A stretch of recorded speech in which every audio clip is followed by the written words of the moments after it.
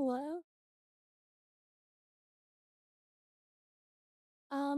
I don't have a model because my webcam doesn't work, so no model. Not even a PNG streamer anymore. Go engage. I don't know what's on there, but I'm sure it's good. I forgot something, hold on.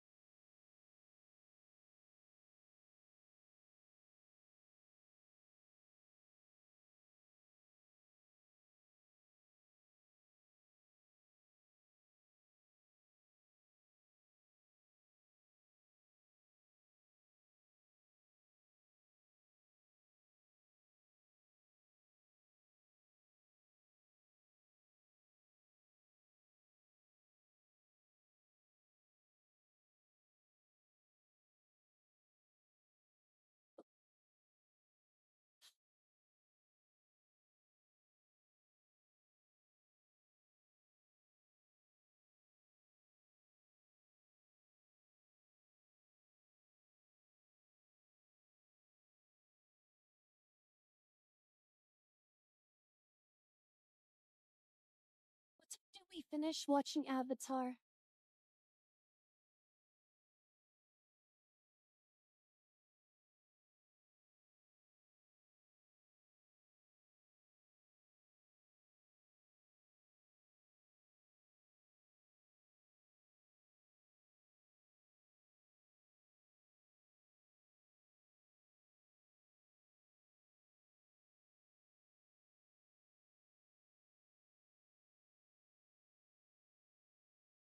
Yeah,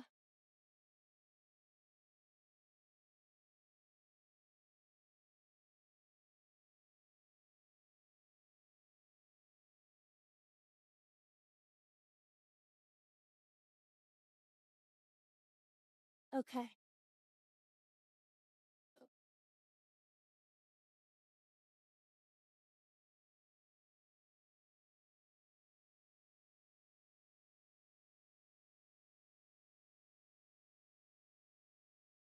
Yeah, what did you guys think about it? Did any of you read the comments for it?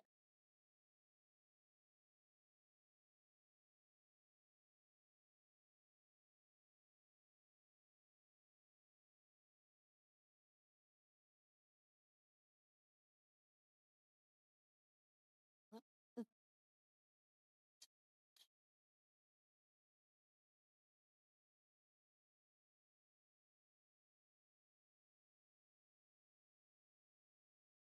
Oh, for real? I didn't see that one. I didn't know he did it, but I'm not surprised. Fucking drama VTuber. Not VTuber, but YouTuber. It's funny, call him a VTuber.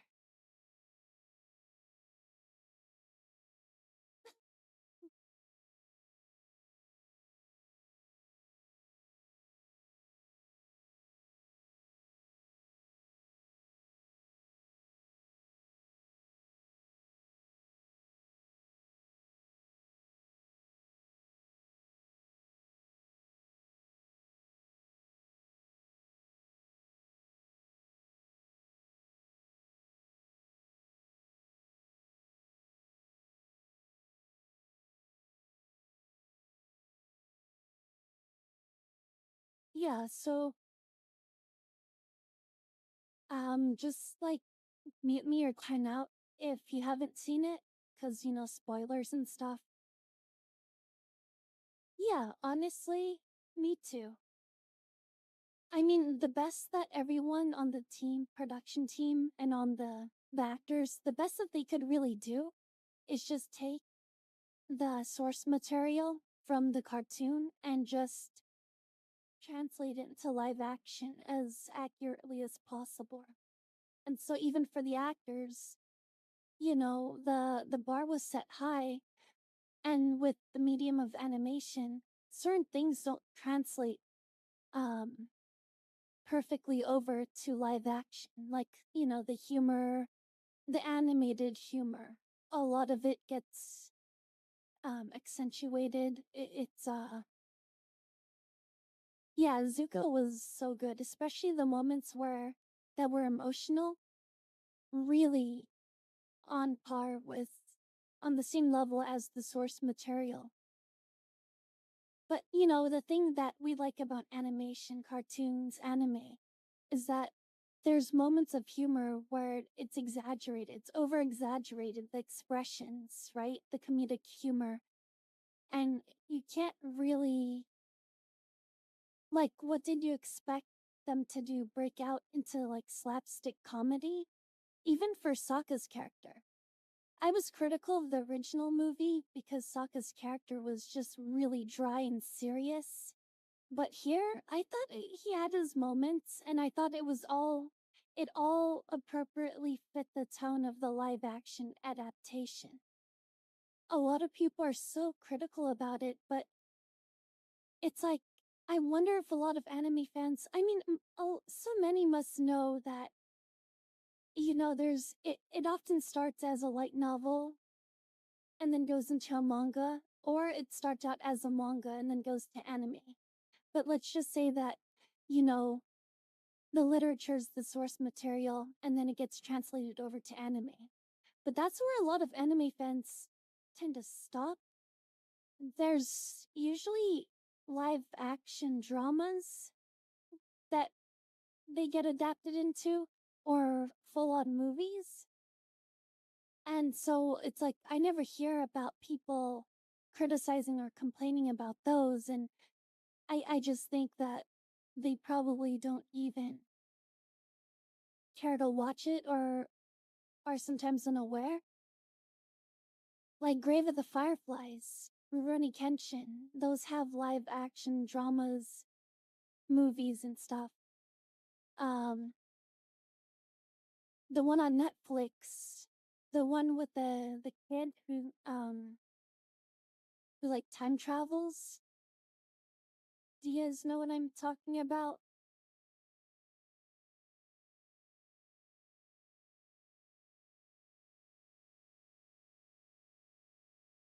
So the girl erased.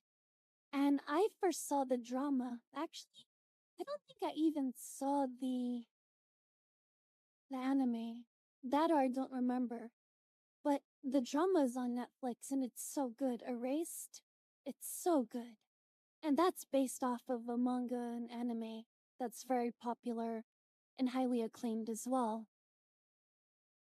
I think that unless Netflix really puts out more adaptations, like with the One Piece and Avatar, or if Crunchyroll were to put out live action adaptations of anime, like, the dramas that they air in Japan, I think that's something that they could and should do because there will be a fan base generated from it. It's not all just about K-pop.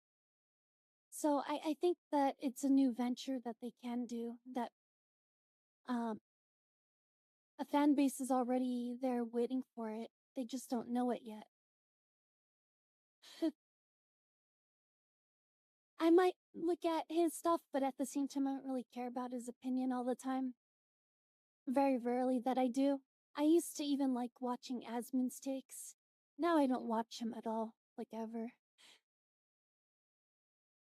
I don't know. It's weird. People that I tend to like and enjoy, after some time, I, I don't like them. I get the ick. Don't know. Let's see. But IMDb gave it a 7.5 out of 10, which is passing. It's good. Well,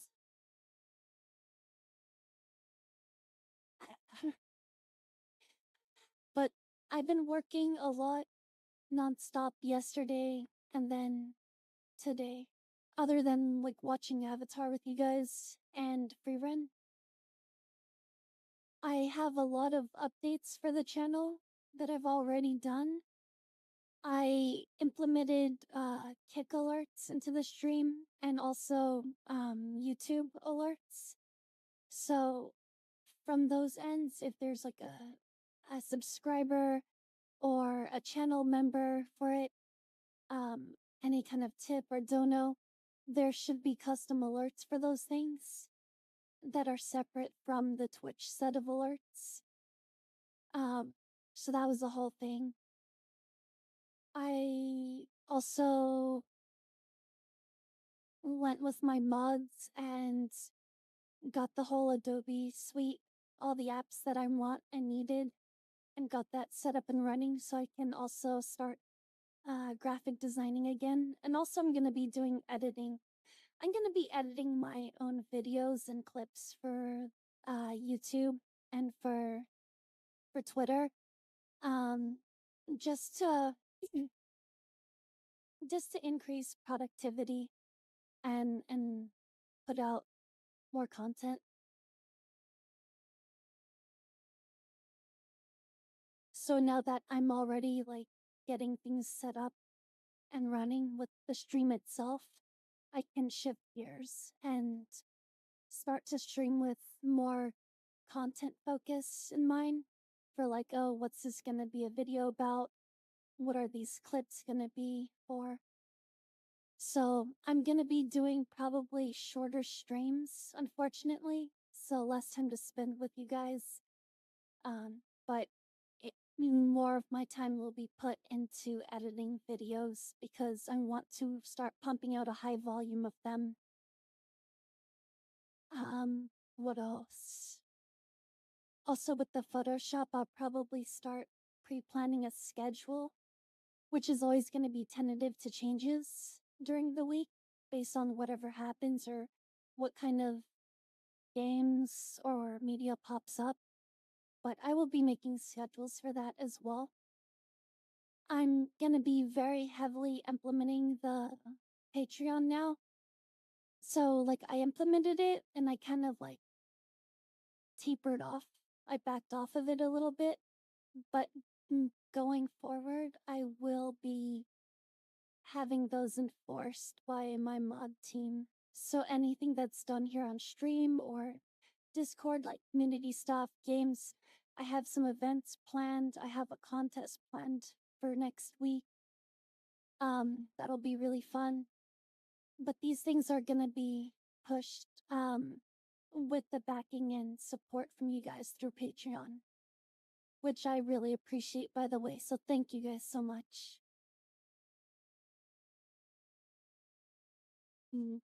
What else I have here? I don't know if you guys noticed, but the chat, I completely revamped all the chats for all my scenes on OBS. Now they have a different look and feel to them, but most importantly, they have the Better Twitch TV and 7TV emote sets. They also exclude things like bot commands, like commands and bot messages, so that it's not getting spammed in the on-screen overlay chat, and it's not spamming like VODs and stuff. So that's gonna be great. Um,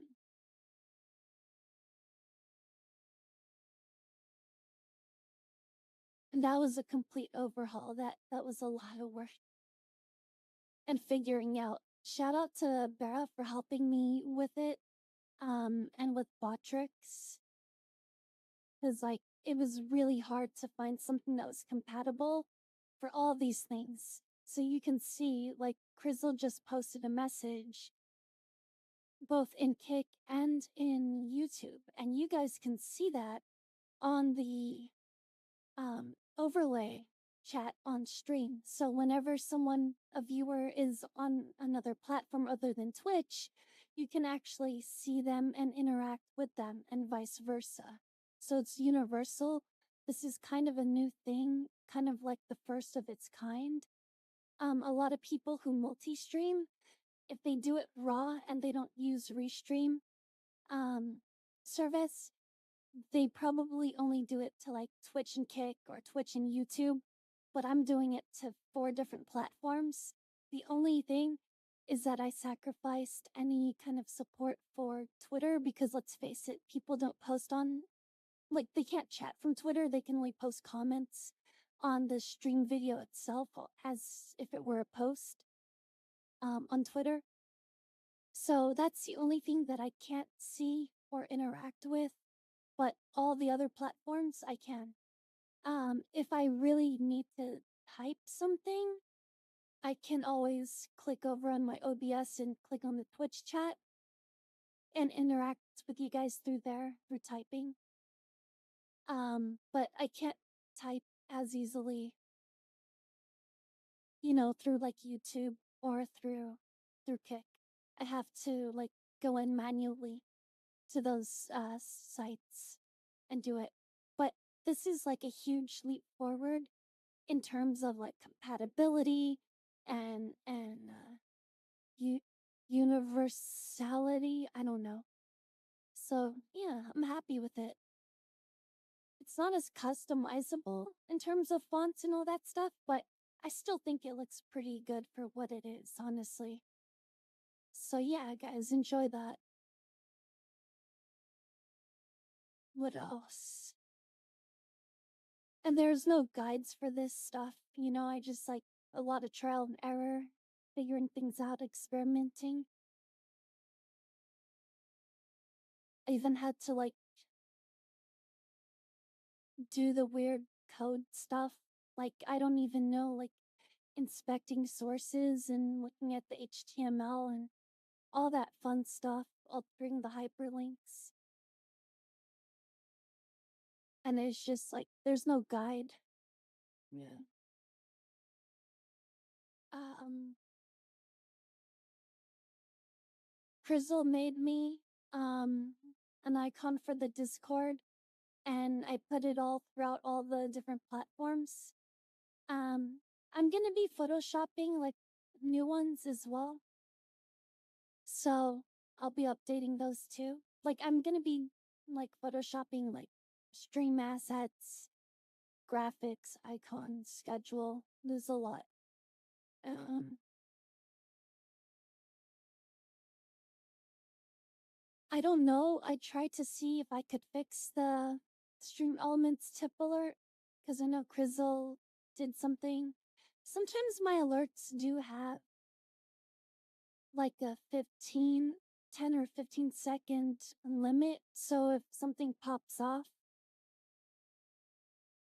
there's like there's a cooldown. So maybe it happens during a cooldown and it just didn't play it. Ideally, if there is, and I don't want it to be like super spammed hard, maybe it should be like a cooldown waiting period, but then still play after some delay. I'm still figuring it out. Right now I'm in full screen mode. I know that when you tried to do it, I was in the overlay screen with a border. What I did do though is I did catch that my alert box was not always on top of everything in each scene. So I went manually and I dragged it to the top and saved its position. So every scene that I have now, the alert box is on top over everything. Nothing should overlap it or hide it. Sometimes it could just be like a browser kind of fluke, or maybe it was a day when the stream was like lagging and having delay. Remember with the bit rate, it was all funky. So if it was one of those days, maybe it just didn't register.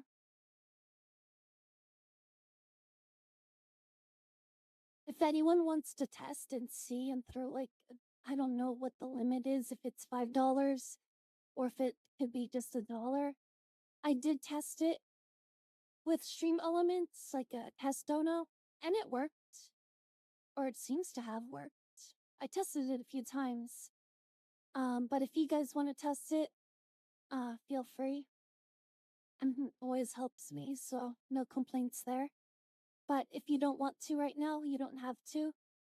And if you'd rather just do it more like organically when you want to or when you can, we'll just see if it works later on. But keep an eye out for that. And if you do, just tell me in the chat if you do it in case it is missed, or if other people catch it and notice it and I don't, just like tell me in the chat. Just make me aware. So then I can like cross that off my list once and for all. But those are all the updates. I got VTube Studio onto my iPhone. Oh, there it goes. Awesome, thank you, Crizzle. Have $1. $1. Thank you very much. It works, I'm glad. And that was worth the $3 to see. So I can cross that off my list. And I'm happy that that's done with. And it's solved. I downloaded VTube Studio onto my iPhone. And I got it working. What I don't like, and I'm sure that other streamers let this happen, I personally don't like for it to happen, but my phone gets really hot. Like I barely ran it for just a few minutes, testing it. And it got so hot to the touch. And I don't like the idea of frying my iPhone. I don't know why it would have. There wasn't even a model on it.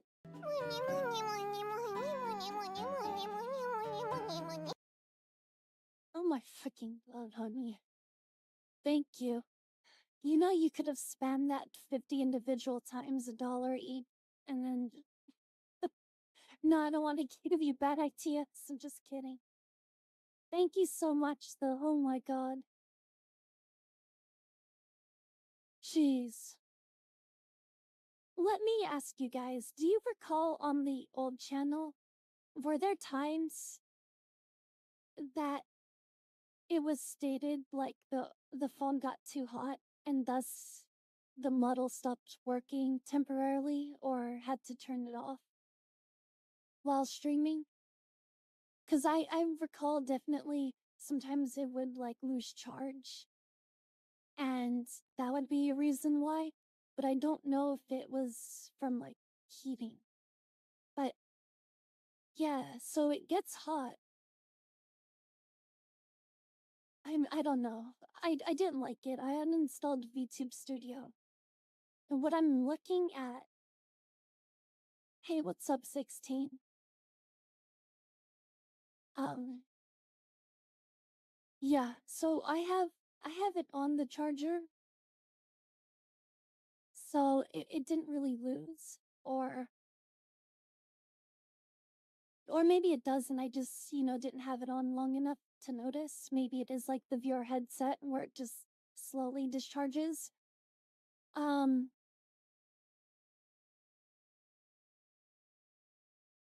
What let's pull up YouTube. And I bookmarked this video. I watched it. And I'm actually interested in pursuing this method. Because here's the thing. What was it? iPhones, even like the iPhone 10, it's still on eBay for a shifty one. You're still paying an upwards of like anywhere from like 140 to 160 base price. I don't need another whole phone to be unlocked and all fancy. I just need it to have Wi-Fi and to use it as the camera, right? But I don't like the heating aspect. So there's two things I found.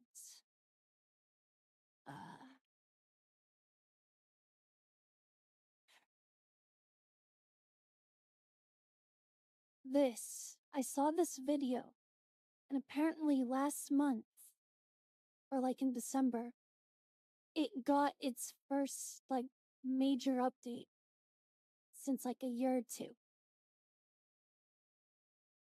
Or something. I don't know. I read it on Steam.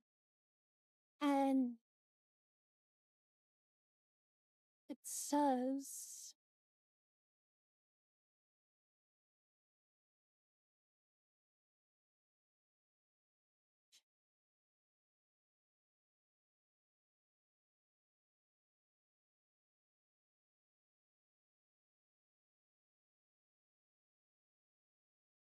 you can get a holder that chills. Like it cools the phone? What? Really?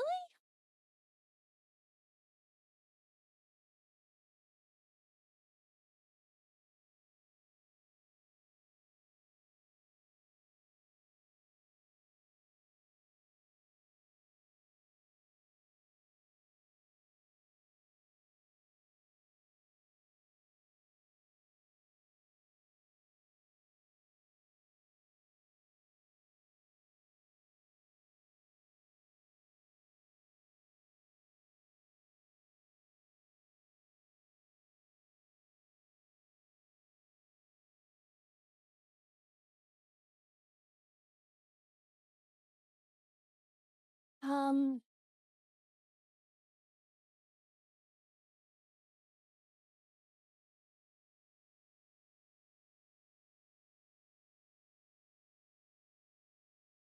how is it like the fans?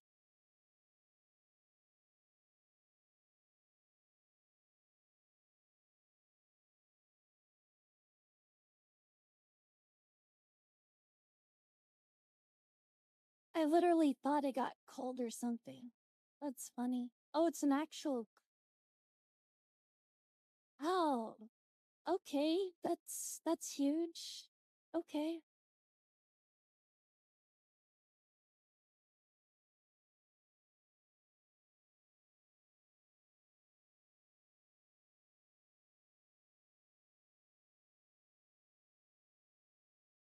I see.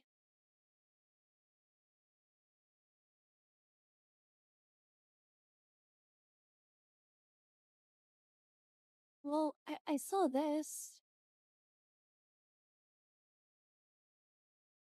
I mentioned in my earlier this year, I released a video about the different tracking types for 2D VTubers, and we have a big update to go over here. I mentioned a plugin called VBridger, which was currently the best tracking type, but they recently added webcam support. We're gonna test the webcam support and see how it holds up. So I'm currently using my iPhone for the tracking here, and you can see my VBridger window on the top left here.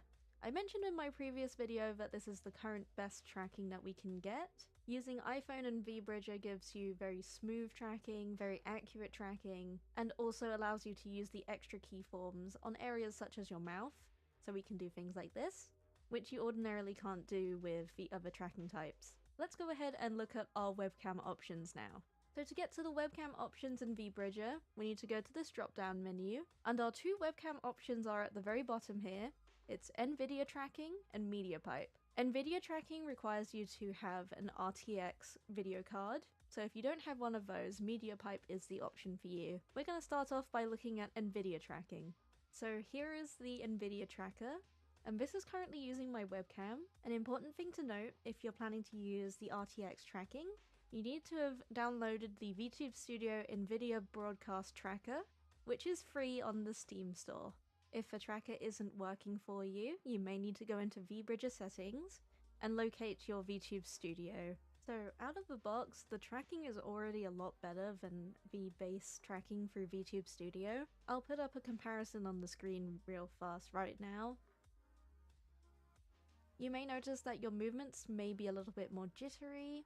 A good way to fix this is by going into VBridger itself. You can see the parameter list on the top right here. Simply go through these, select them, and you can turn up the smoothing, which will remove some of the jitter. Using webcam tracking through VBridger, you may be required to turn up the smoothing on quite a few of these parameters. One of the biggest advantages with using VBridger with the NVIDIA tracking is that we can still use a lot of our extra parameters. For example, we have a lot of extra parameters set up in our mouth, such as shrugging and puckering. And good news for my glasses users out there, I'm currently wearing my glasses right now, and as you can see, there's not really any difference between when I wasn't wearing my glasses and when I'm currently using my glasses. It's kind of wild to see webcam tracking with completely lossless quality for glasses users. Next up, let's take a little look at MediaPipe. You don't need to download anything extra to use MediaPipe through VBridger, so this should just work straight out of the box. One thing I'm noticing right off the bat is that my eyes are behaving a little bit funky and my eyebrows as well. If you are planning to use MediaPipe and these things bother you, you can link your eyebrows and your eye movements together so that they're not looking a little bit lopsided all the time. Another big thing I do notice as well is that my mouth tracking is not as good as the other two. There is a easy fix for this, however, which I'll go over in just a moment. And much like with the RTX tracking, you are going to have to turn up the smoothness on the parameters here. However, much like the RTX tracking, the big advantage we do have here is that we can use our extra parameters again, so we can do all the fancy things with our mouth. One thing I do notice with the MediaPipe is that it doesn't track the shrugging very well, and it doesn't track the jaw very well. However, in comparison with the base YouTube Studio MediaPipe tracking, this is quite a bit of an upgrade. So now I'm gonna test it with my glasses on, and I'm already kind of noticing that it's struggling with my eye blinks. You may be able to get around this by tweaking the parameters, but your eye's always gonna look a little bit funky. So another update that VBridger added that will help with the lip sync, especially on your MediaPipe tracking here, is that it now allows you to use your microphone for mouth inputs. To access this, we need to press load, and you're going to need to load the file which says VBridger vsmas AR-kit. So now when I talk, my mouth forms are going to be over. How do you know if the model works with VBridger? Do you guys know this? Do all models work with VBridger?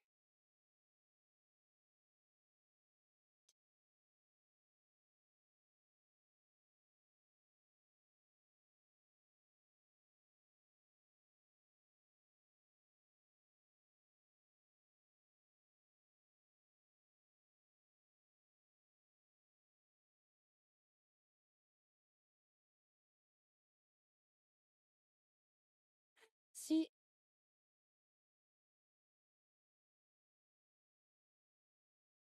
I think it said Hello. I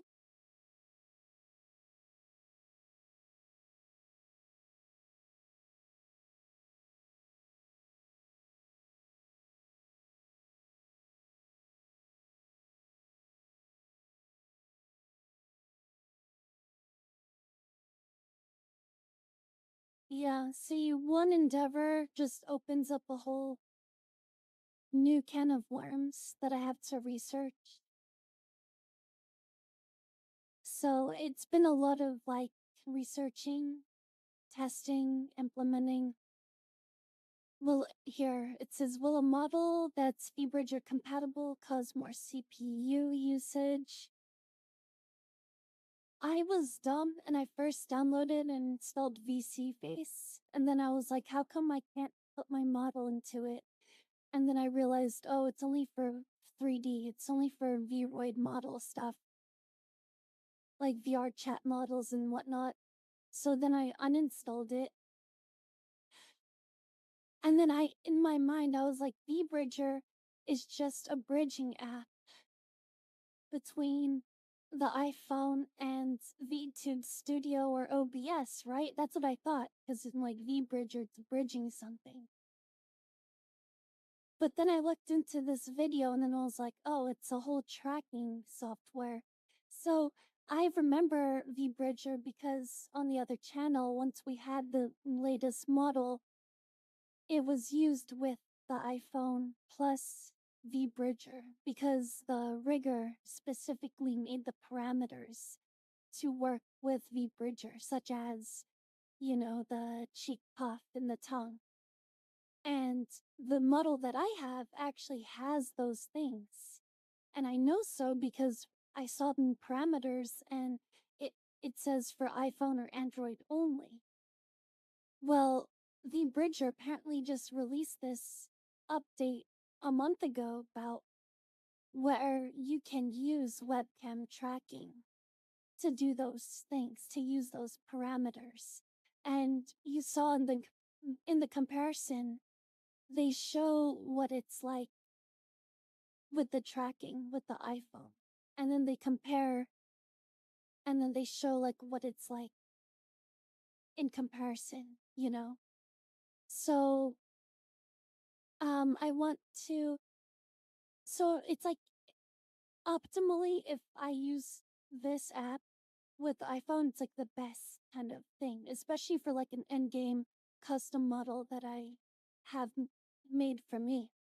But if I just want to use it with my current one and pair it with like a cheap webcam, so I'm not, sacrificing my phone's well-being or buying a whole new separate iPhone just for streaming, then that's the most budget-friendly method. And the app itself, VBridger, is only $10 on Steam. So it's not bad at all. But let me see this. The Here are my final overall thoughts. thoughts. With this new update, VBridger is now the best form of tracking that we can get for both Dang, see? See, it used to be iPhone was the best form of tracking. Now it's just straight webcam VBridger. and iPhone. Please do note that there are some downsides to using it. For one, it costs a little bit extra than just using the VTube Studio base. It will be an extra window to run whilst you're using your tracking, which might make things a little bit more messier on your PC, or may slow things down on lower end PCs. Plus, one of the main benefits of VBridger being the extra parameters means a little bit more work on your end, or your rigger's end, to get all of those extra parameters set up. My Ko-Fi memberships are now open. It's a Okay. So I think this would probably be the way to go over jumping straight into using an iPhone. I could get this set up with a cheaper webcam, and that's it. What's a good webcam for this? I don't know.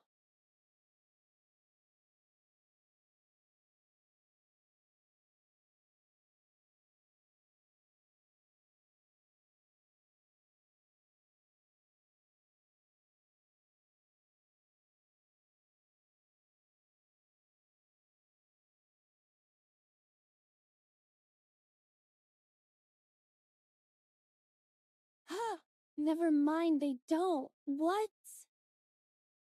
It the webcam trackers don't support this yet. I'm confident that they will, and I think honestly this year will be the year that it comes out. I mean, you can't have like fucking AI doing text prompt to videos and not have like this be a thing yet. You know what I mean? Um,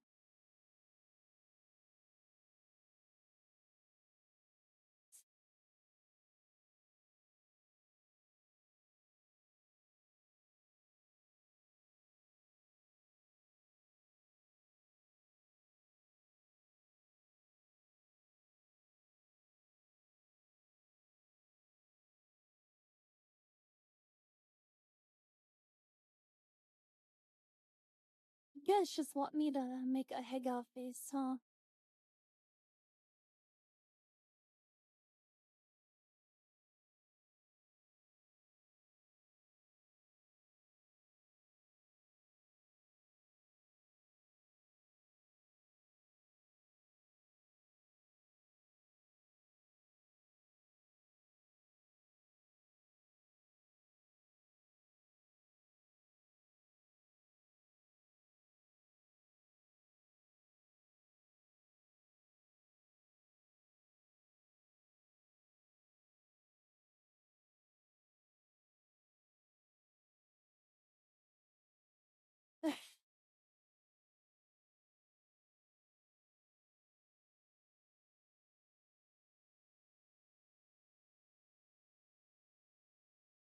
No, it's not. Well, I was looking like,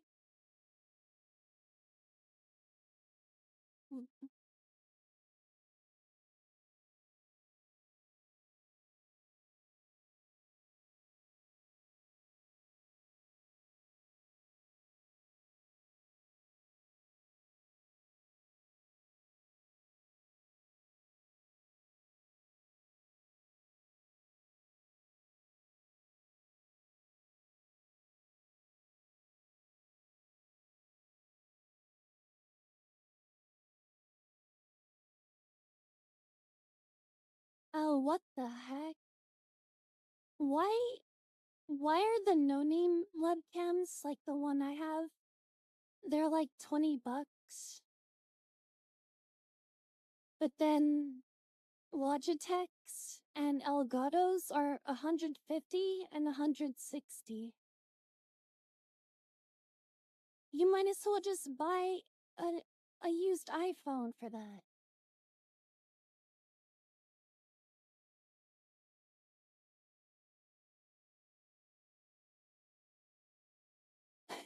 Because you're the product for the, right? Your nudes are the product for the Chinese. Yeah, the Logitech webcams, they're like $100. Elgato here at 197. Logitech Streamcam, $92. C920 is $95. I thought webcams were cheap. What the heck? Yeah,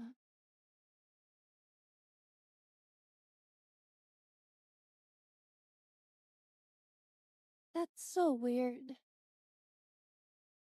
I didn't know.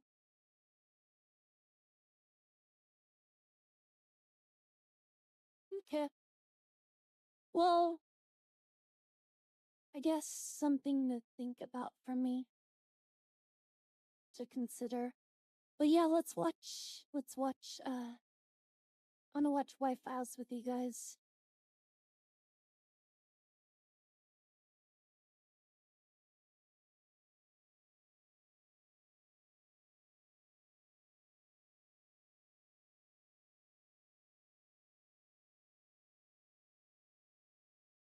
Oh,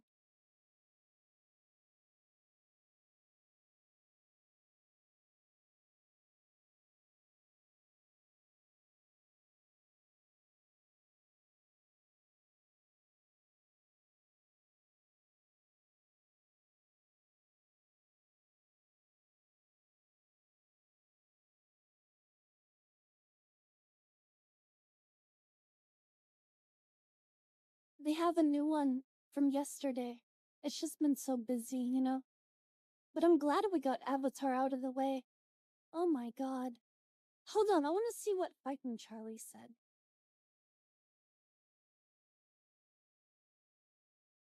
Time to moist meter I the will. live I action just want to Avatar The skip through Last it. Airbender Netflix series. I'm not gonna blow smoke up your tuchus. You all know that I was not optimistic that this would turn out to be a good show. Anytime anyone that worked on this show talked about it, they made it sound worse and worse. So I had pretty low expectations. The cartoon, they wanted to why you would choose to watch the live action nearly as dynamic and try and figure it out for yourself. Lacks power. Anytime Katara is waterbending and she shoots water at an enemy, it comes out and strikes with about the same amount of intensity as me spitting water out of my mouth. It's just like a little splash. It just seems so weak. Which is a shame because waterbending is so fucking cool and there's so much utility behind it. And they do some better job as do a better job as it progresses towards the end. But for the most part, getting there, the waterbending is just really underwhelming and lackluster. But overall, I will say that I was very impressed with the visuals here. I think they did do a pretty good job of capturing how cool bending can be in a fight. And they do get pretty creative with a lot of the ways these fights unfold. So I was pleased overall with how it was presented. Another compliment that I'll go ahead and get out there. Yeah, I could see that. For sure. You know, with the water, the fire was good. Um, yeah, in the animated series, the water was intense, right? It was just like it was so fast and it was like a whip and they would literally like smash the ground with like a trail of water. Like they just like whip it and the ground would shake. It was like intense. That's true. Yeah, There is, I actually enjoy some of the darker elements they've added to this. yeah. I didn't want to be like hypercritical of it though while we're watching. I didn't want to complain and be a negative Nancy. I just wanted to enjoy it. And I feel like it's one of those things where it's like if you just like let go of your presumptions and you just, you know, you really just want to enjoy it, it was good enough to enjoy. Where they just go whole hog and show someone being like lit on fire, literally fucking incinerated. You know, it shows Ozai's brutality where at one point he just like Scorpion is telling Aang everything the viewer needs to know. Feels like even if you've never mostly from it's nearly as shitty as most people, myself included, expected it to be. So that's kind of nice, I guess. There, he says not as shitty as he thought it would be. It's kind of nice, I guess. His words, not mine. What the fuck? Oh, he's just covering that. Alright. Secrets of Antarctica. The Southern Water Tribe. Yeah, I wasn't mad. Like, it didn't piss me off through and through. Not one episode did that to me. I remember you got more pissed off watching... What was it that we watched? It just kept pissing you off.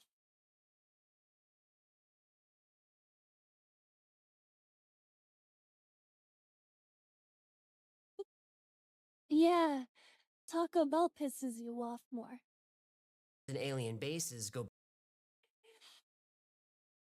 So just say, you know, uh, Avatar Netflix adaptation.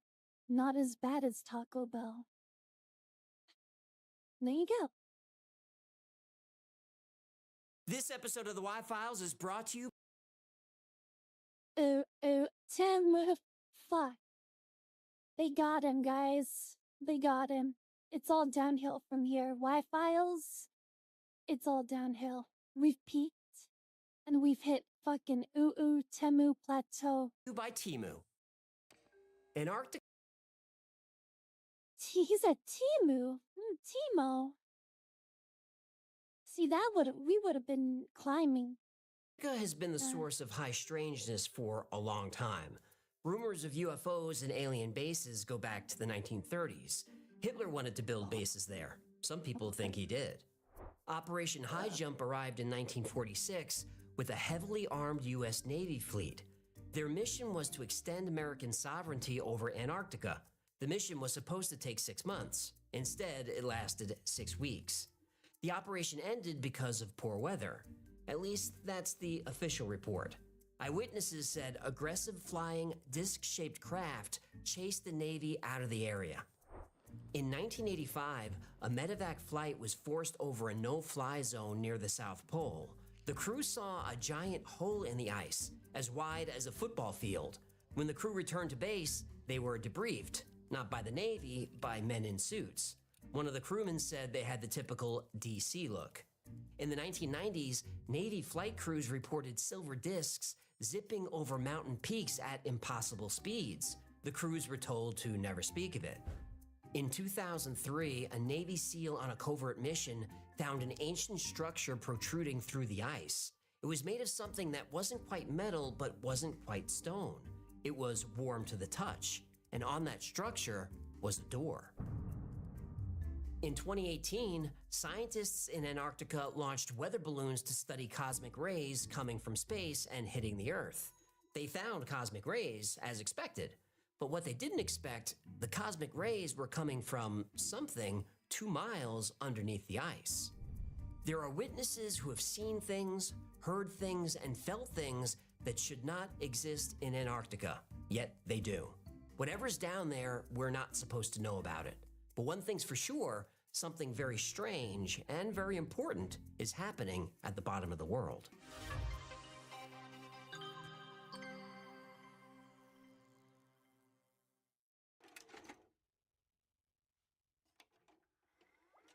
Are you recording? The light's not blinking. Okay. Here we go.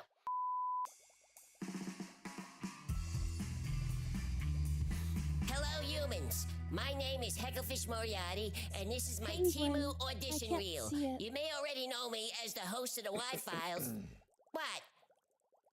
Okay, fine. Oh, they're Co-host of the Y-Files. But my passion is in Timu and the products they sell. Okay, let's do this. I want to be the first fish to let you in on a secret. Timu is having a site-wide sale with savings up to 90% off. What a steal! Let's take a look at these beautiful, amazing, spectacular items provided by Timu. This 2-in-1 intelligent phototherapy machine is so easy to use, even a human can do it. I'm joking, of course. All you gotta do is plug this baby into a USB socket and stick in your fins, hands, I claws, refreshed the chat. whatever Can you appendage do you got, the just emotes stick now? it in there. The LED does the rest. With adjustable time settings, you can get a hard nail in a matter of seconds. Nobody likes soft nails, am I right, ladies? This hot I item see can be it. yours for low price of $5.12. Now look at this smart doorbell X9. I'm not sure what the X9 means, but it's probably better than X8. This has everything you need. Wi-Fi connection, Wow. real-time talking, I see fast it. charging, and it even sends notifications to your phone. Best of all, by clicking the link in the description box and downloading the Timu app, new users can get the wireless doorbell camera Glor- for $1.08. Glor. Huge security for a small price. Oh, look, I just got a notification. Wow.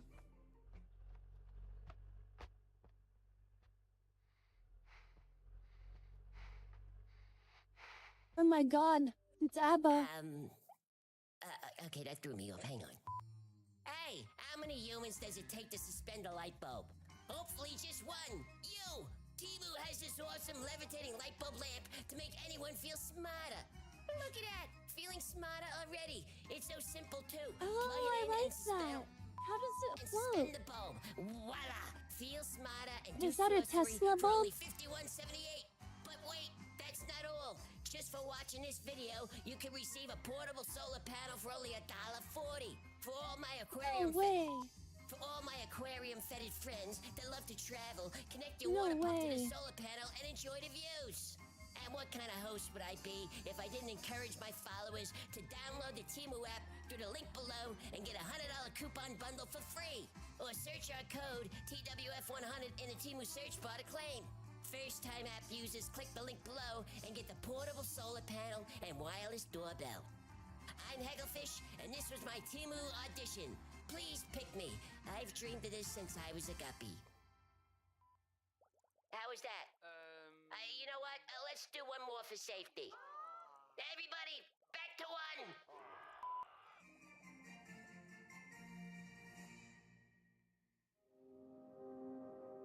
In November 1995, a Navy flight engineer who wishes to be known as Brian was part of a U.S. Navy Camus, like, C-130 crew. wish. The plane flew low circles around Marie Birdland. This was an area in the southwest part of Antarctica where 15 scientists set up camp. The plane was dispatched from McMurdo Base, a few hundred miles east of camp. The His protocol wish is, is like, for scientists not to radio great every day quality. and report their status. McMurdo hadn't heard from the science team in a couple of days. That was bad. The scientists were from the National Science Foundation, and their mission was routine. Study weather conditions, take ice samples, note wildlife, that sort of thing. They had no reason to wander away from camp. Even if they did, they'd be dead within an hour anyway. The C-130 flew in tighter and tighter circles. The crew could easily see the camp. The weather was clear and visibility was good. They could see the huts, fuel tanks, some equipment. Snowmobiles were lined up. Everything seemed to be in order. A C-130 Hercules is a 4-engine turboprop. It's big. It's loud. If there was a problem, this is the point where people should be popping out of huts and waving their arms, but nothing. The rescue crew landed and took a look around. 15 scientists were dropped off here about a week ago. They had enough supplies to last a month, but nobody's here. There's no tracks, no signs of anything. The crew checked I want the to buy radio. anime It was working figures fine. from Wish. They radio their commanding officer at McMurdo. There were no people, no bodies, no signs of a struggle. It's like they just vanished. What do we do? The orders came back. They were obvious. There's really nothing you can do. Fly one last You search tried? pattern and return to base. So the Oh my C-130 God. made a few wider circles to see if there's any sign of the science team. There was nothing. After an hour or so, they flew back to McMurdo. The missing scientists were a mystery, but Antarctica is a dangerous place. People do die there from time to time. Anything could have happened. But over a week later, the C-130 crew gets an urgent command. Immediately return to the Marie Birdland camp. The scientists somehow are back. They just radioed in and they were in a panic. They want to get out of there, and they want to get out right now.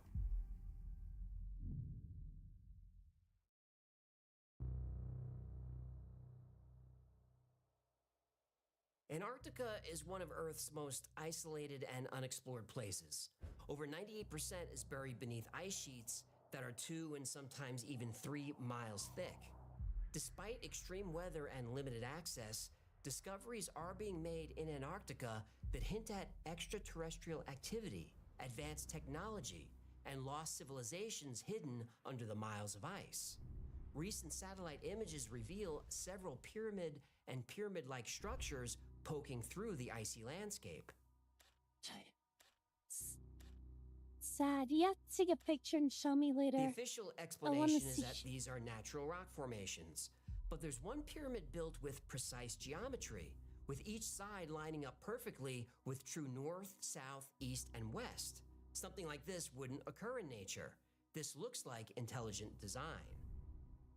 One enormous 1.2-mile wide pyramid was found, and it could be the oldest on Earth, suggesting all others were styled after it.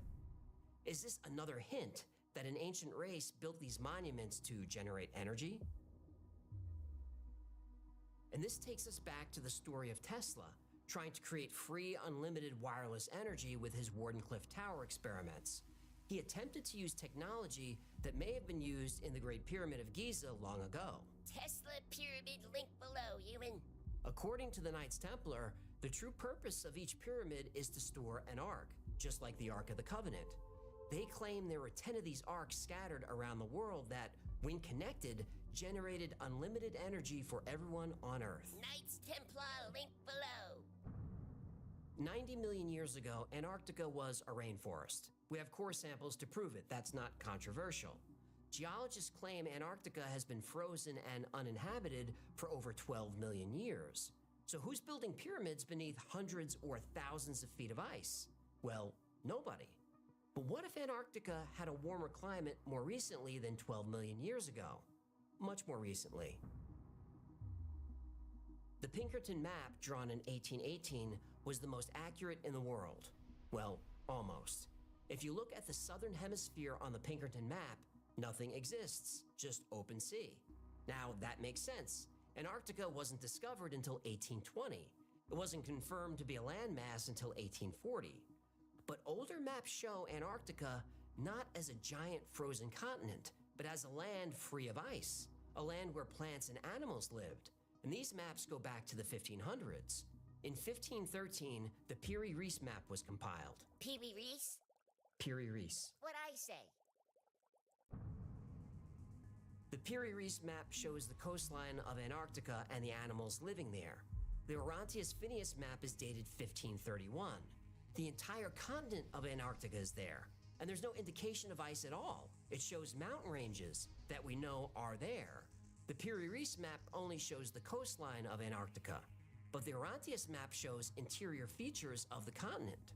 And now, because of satellite imagery, we know those features are there. They're just covered under miles of ice. If you sailed to Antarctica during the 1500s when these two maps were drawn, you'd find exactly what you'd find now. Nothing, a frozen wasteland. But that's not what the maps show. Why? Because these maps are based on much older maps. But how old is the big question? And it's a question that mainstream scientists don't want to answer.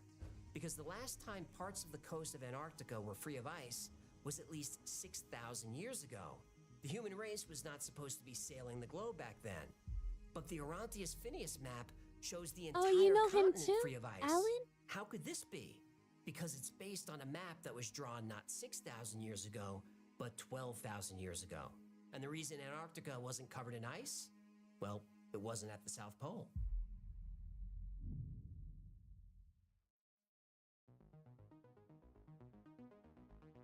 Charles Hapgood was a Harvard-educated historian and explorer.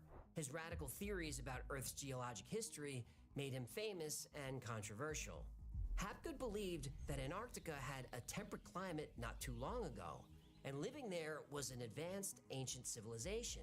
Atlantis? Don't get ahead of me. Sorry. I'm excited. Go ahead. So, there's a civilization living on Antarctica, but it's not at the South Pole. At least most of it isn't. Remember, Antarctica is a huge continent. There's plenty of land for a civilization to exist, as long as the continent's not too far south, which it wasn't.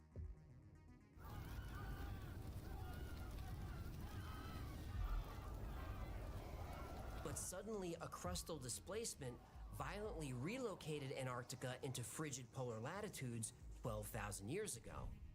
Hapgood believed evidence indicated that portions of the planet's surface could shift dramatically along the molten inner layers. This could conceivably transform entire continents virtually overnight. Hapgood also used the Orontius Phineas map to help support his theory. Not only is Antarctica free of ice, it's not in the right place. Antarctica has shifted 1,000 miles away from the South Pole. That's a polar shift of 7.5 degrees. Hapgood said the shift could have happened in less than a week, maybe even in a single day. If Hapgood's theory is correct, the destruction would have been catastrophic. If Antarctica suddenly traveled 1,000 miles toward the South Pole, any civilization would be destroyed, and the layers of ice would start building immediately. The crust floats on the mantle, and tectonic plates are always in motion. They move away from each other, they collide with each other, but this process takes millions of years. What could possibly cause the Earth's pole to shift 7.5 degrees in a single day? Well, in 1974, Italian naval engineer Flavio Barbiero published A Civilization Under the Ice. He proposed that the remains of a lost civilization may lie under the ice of Antarctica. He says that Antarctica had a temperate climate home to a thriving civilization. Then the entire continent was suddenly thrown to the South Pole due to a major impact event. Younger Dryas, here we come. Yeah, it seems like every episode of the Y-Files ends up here.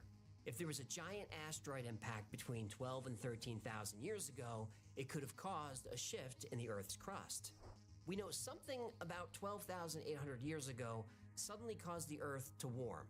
That warming melted the Earth's ice sheets, and sea levels rose hundreds of feet.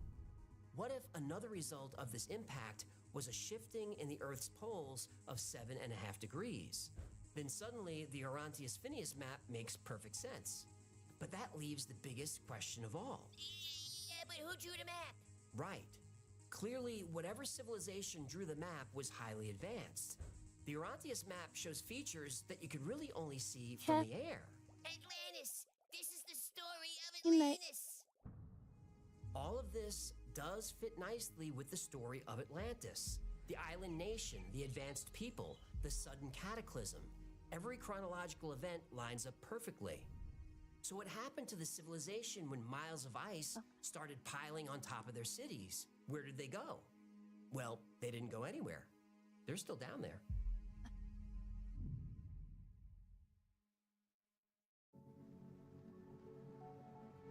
Brian's C-130 rescue team mobilized out of McMurdo Base and was on the ground at Marie Birdland Base in less than 2 hours. I like that he acknowledged that it seems every episode of the Y-Files kind of like ends up there. Because if he didn't, I was planning to like bitch about it after this episode. I mean, things, I don't know, it should make sense and it should all kind of connect in a way. But then I can't help but wonder, like, is there a narrative they're trying to push or something by making it all seem to connect so mm, conveniently? But I mean, if it's actually, there's a lot of truth to it all, I mean, why wouldn't it connect? When the plane landed, the crew saw that the scientists had haphazardly packed all their gear on pallets and were eager to get the hell out of there. The science team boarded the aircraft in absolute silence. The crew asked them what was wrong. Are they okay? Is there anything they could do to help? The scientists just stared in silence, almost catatonic. They were clearly in shock. The crew offered them food and hot coffee. Silence. From wheels up to wheels down is 2 hours, and nobody uttered a word. When the C-130 landed at McMurdo, the scientists were told they were going on another plane. For some reason, they didn't want to move, or couldn't. Someone had to go into the plane, physically unbuckle and remove each scientist from their seat. These people clearly saw something and were suffering from PTSD. They walked like zombies to the other plane, and they were gone. Their research gear was placed in an empty storage facility and locked. The rescue crew was told not to go in there. The equipment was quarantined. The gear would stay locked and guarded until transported to a different location. Nobody knew it then, but that gear would eventually be taken to Wright-Patterson Air Force Base in Ohio. If you know your UFO lore, you know that one of the places recovered craft go is Wright-Patterson. Wright-Patterson was also the headquarters of Project Blue Book, the Air Force UFO investigation unit. Anyway, the C-130 rescue crew was called into the commander's office. Inside the office were 2 men in plain clothes who had just arrived from Washington, D.C. Men in black. Yep. They told the crew that they would never speak of this incident. Not the missing scientists, not the equipment, not the location of their camp, nothing. None of this ever happened. The crew flight engineer, Brian, was fine with this. This wasn't his first keep your mouth shut meeting. He had this very same meeting in this very same room about 10 years earlier. But that first meeting wasn't about people and equipment on the ground. It was a meeting about what Brian saw in the sky.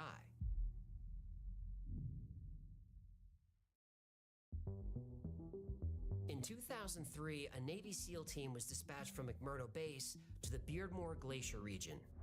Officially, they were doing routine reconnaissance. Unofficially, it was an extraction operation. The team was to find a scientist, gather his research, and return him to base. The SEAL team commander was codenamed Spartan 1. It was made very clear to him and his team that the research was extremely important and had to be protected at all costs. Now, of course, Spartan 1 agreed, but this was an odd request. As far as they knew, this researcher was just some scientist taking pictures of a glacier. And that was true, but it was much more than that. As the SEAL team approached their destination, they saw the top of a black octagon. It was protruding about 18 feet above the melting ice and snow.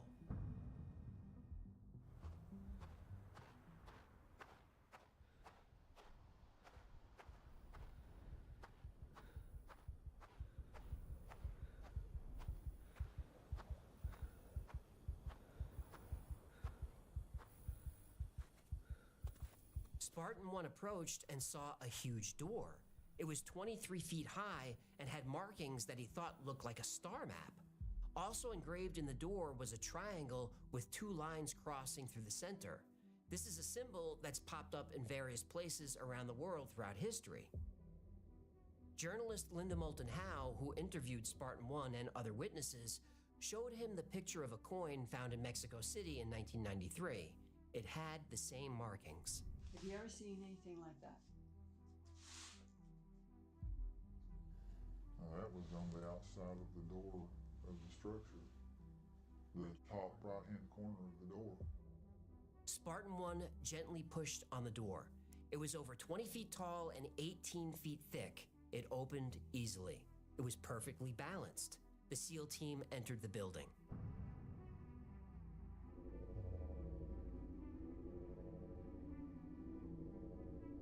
The external temperature was 40 degrees below zero. Inside the building, the temperature varied between 68 and 72 degrees. The door gently closed behind them, leaving the team in eerie silence. And the room was huge. It covered 9 acres, almost 400,000 square feet. The room was as long as 7 football fields. It took Spartan 1 and his team quite a while to walk the length of the hallway.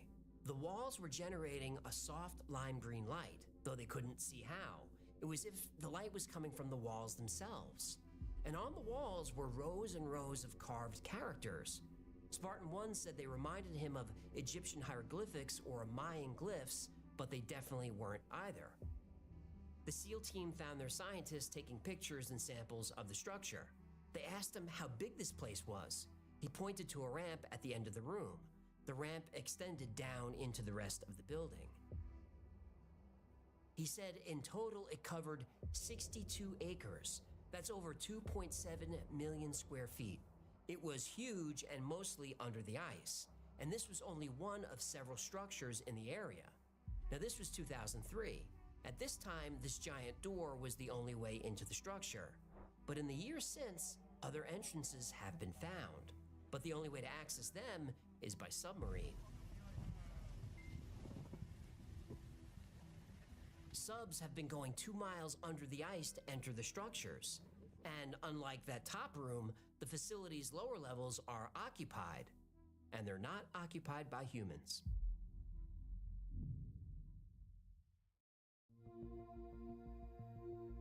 Brian's odd rescue mission of the disappearing scientists wasn't his first experience with Antarctica's high strangeness. In the early 1980s, his C-130 crew flew lots of missions over Antarctica.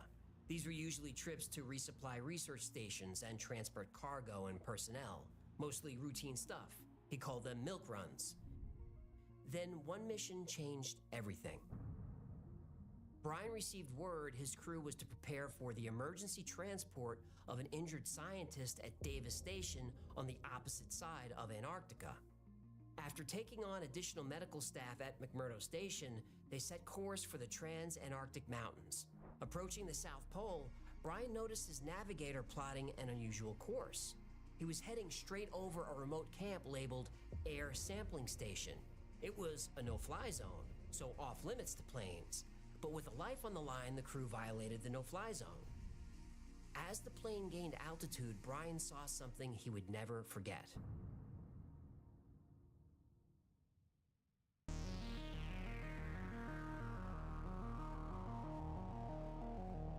Left of center line. All right, we'll head 183. 183. Good correction, you were right on center line. Engineer has the lead-in plan. There was a 300-foot wide hole carved in the ice. There were tracks all over the area and tracks extending down inside the hole. There was clearly a lot of activity around this air sampling station. Brian and his crew didn't understand why there was so much secrecy over an ice hole in the middle of nowhere. You stay away from that farting ice hole, you asparaging a sneaky bastard. Johnny Dangerously? Yeah, I got it. After delivering their patients safely to McMurdo, the crew was summoned to the commander's office. I was summoned to the commander's office once, human. Once. Enough with the Johnny Dangerously references, okay? In the room was an officer they'd never seen before. Also present were 2 men dressed in suits. Men in black. Yep. Again. Yep. The new officer asked about the decision to violate the no-fly zone. The crew explained they had no choice. The patient would have died if they had to fly all the way around. Then the officer just started slowly pacing back and forth, thinking to himself. Finally, he looked at the men in suits, who stepped forward.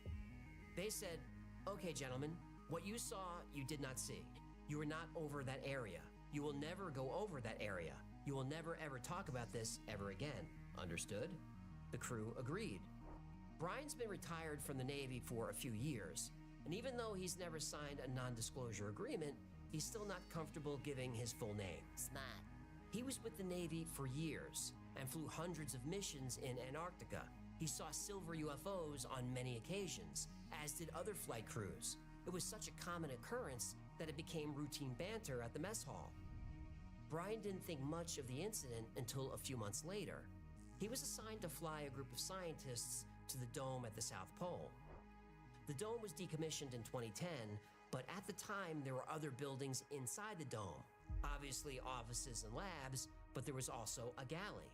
Brian was in the galley one day and overheard some civilians talking about the infamous air sampling station. You know, the one in the no-fly zone with the Bargain ice hole. a giant hole in the ice, yes. The civilians were saying that they were going back out there to meet some visitors. Brian heard other crews saying similar things. They were taking people to the hole at the South Pole to talk with visitors. Finally, Brian asked what they meant by visitors. What do you mean by visitors? And he said, well, my impression was that they weren't human. I said, human? You know, I said, what are you talking about? He says, it seemed to me they were talking about like an extraterrestrial or an alien, because they didn't refer to them as a person, it was a visitor. The rumors had been circulating for years. That 300-foot hole in the ice is an entrance to a base where humans and aliens are cooperating on some type of project. What the project is or was, we don't know. This was the 1990s. But now we have Google Earth. The military is doing their best to cover up their activity in Antarctica, but there are some photographs that they just can't explain.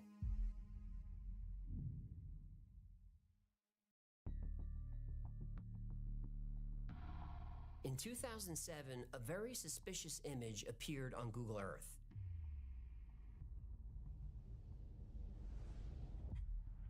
It's a cave entrance that seems to have stairs leading to it. The ground around the entrance is discolored, as if machinery or equipment was moving in and out. The opening is about 250 feet wide. A few months after the image was released, it disappeared from Google Earth. Then sometime around 2019 or 2020, the cave entrance reappeared. But this time it doesn't look much like an entrance. In fact, even though this photo is 10 years newer, the resolution is worse. We see better detail in the older image. That's suspicious and feels like a cover-up. And speaking of cover-ups, a very interesting story appeared in the Free Republic News on April 13th, 2002. The headline read, U.S. denies spectacular ruins in Antarctica captured on video. What? Well, here's what happened. A TV crew for a production company called Atlantis TV went to Antarctica. They were investigating a massive archaeological dig rumored to be happening 2 miles beneath the ice. Well, the crew disappeared. Yeah, I saw that coming. But Navy rescuers found their camp and some of their equipment. Among the items found was a videotape. 2 Navy officers showed the footage to scientists when they returned to McMurdo Base. What they saw on the tape was, now here's the quote, they said it showed spectacular ruins and other things they couldn't go into. A secret U.S. military expedition apparently discovered an ancient pyramid temple complex 2 miles beneath the ice. So pyramids are showing up again. By the way, the U.S. military blocked the tape from being released. Atlantis TV sued to get their property back. They didn't win. As far as I can tell, they went out of business a few years ago. Other odd images have been spotted on Google Earth, like this one of what appears to be an alien face. That's like the face on Mars. It reminds me of that too. Then there's this photo of what looks like a spaceship that crash-landed. People have mentioned the shape of it looks similar to Oumuamua. Muahua? Oumuamua was first spotted in October 2017. It's the first known interstellar object to pass through our solar system. Its name means scout or messenger in Hawaiian. What made Oumuamua strange were its shape and the way it moved. It was about 400 feet long and 60 feet wide. This cigar-like shape is unlike any other space object we've ever seen. And somehow, when Oumuamua left our solar system, it accelerated. This shouldn't have happened. There are rumors that a secret mission went to Oumuamua and said it was a derelict spacecraft. If that's true, then it could be a probe, one of many flying around our galaxy, perhaps from an alien race looking for planets with life. Or planets to conquer. Well, there's always that risk. Aliens will discover our planet rich in resources and want it for themselves. But according to witnesses, documents, and images of Antarctica, the aliens are already here, and they have been for a very, very long time.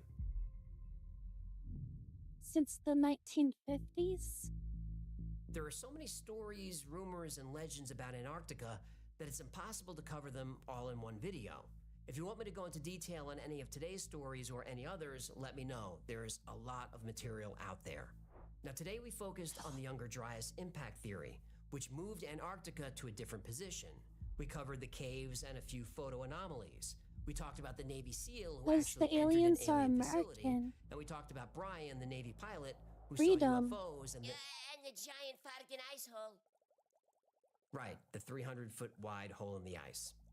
Fine. What's true and what isn't? Well, Brian's story is tricky. There is no photograph that we know of that hole in the ice. As far as I can find, there are no other whistleblowers. Whoever the missing scientists were, they're not talking. Now, Brian sounds sincere, but still, I'd take his story with a grain of salt.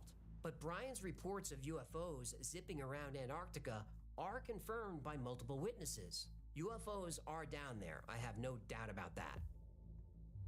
But the photos of the pyramids are also tricky. Some look like nothing more than pointy rocks, but there are a few that definitely look man-made. Or alien-made. Right. Now, I'd be interested to know if they have 8 sides like the Pyramid of Giza, but I couldn't tell from the photographs.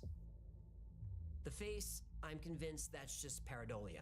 Pareidolia is when our brains see objects in random patterns, but I have to admit that definitely looks like an alien face. I don't think it is, but I'd love to be wrong. Now, according to mainstream science, the crash-landed spaceship is a boulder that rolled down a hill, or a piece of ice or rock that slid down a hill. Now, at first, Yeah, this it's sounds like ridiculous. that but anime we rarely see the full image. where they had to In the full planet image, hop like to this get one home. from Forbes, you can actually see the outcropping where It's the all boulder life for came from. resources, So this you know? one's probably debunked. Next, the Navy SEAL who found and entered the alien structure. Again, he's the only one telling the story. He won't give his name or what SEAL team he's with. So again, all we have to go on is his word. Now, by the way, a lot of today's information comes from a documentary by Linda Moulton Howe. It's called Antarctica: Alien Secrets Beneath the Ice. You can rent it on Amazon for $4, and it's worth every penny. In the documentary, the whistleblowers go into much more detail. They make sketches about what they saw. They talk about the stargates all over the planet that can take you someplace instantly. Some stargates can take you to other planets instantly. Anyway, I linked to her doc below. Now, as you know, I'm normally very skeptical of stories where we only have one witness. But Antarctica is a strange place, and I'm sure things are happening down there that are being hidden from the public. Now, the only way to access Antarctica is with permission from one of 12 government signatories of the Antarctic Treaty signed in 1959. This treaty divides the continent into zones administered by the various governments. It's a continent larger than the United States, and you're not allowed to go there. Now, there will be people in the comments saying, of course you can go there. You can take cruises there. You can even arrange to stay at one of the outposts. All that's true. But these are designated areas. Let's say you had the resources to fly a plane to where the hole is supposed to be. You can't. Thousands of square miles around it is a no-fly zone. You cannot explore Antarctica on your own. Now, the official reason for this is that human activity would disrupt the ecosystem. Now, that's a convenient excuse. Most of the surface is dead. There is no ecosystem. Besides, I don't care about the surface. I want to know what's underneath the ice. They're not going to tell us. The Antarctic Treaty was signed in December 1959 at the height of the Cold War, and it's never been broken. Now, I've heard that World War III will not come from a conflict near Russia or from something happening in the Middle East.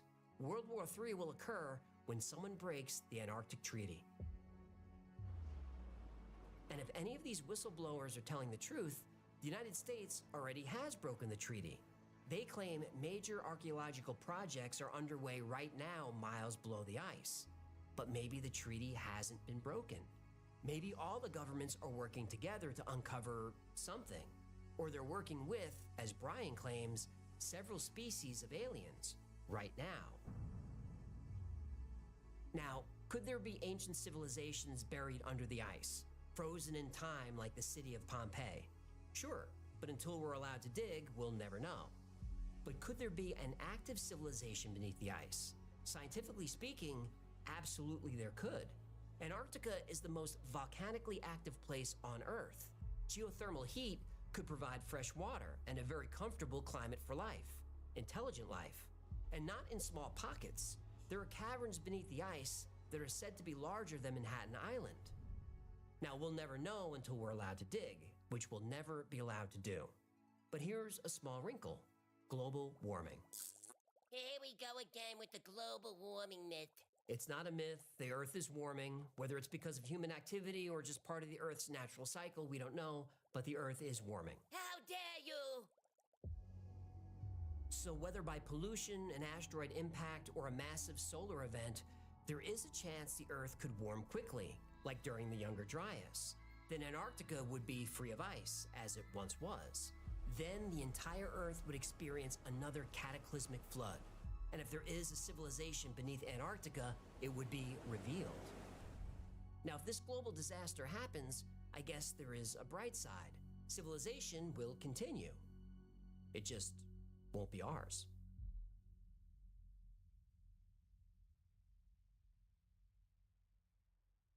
Thank you so much for hanging out with us today. My name is AJ, that's Hecklefish. Don't try to catch me with a hook, human. A fisherman caught me on a hook once.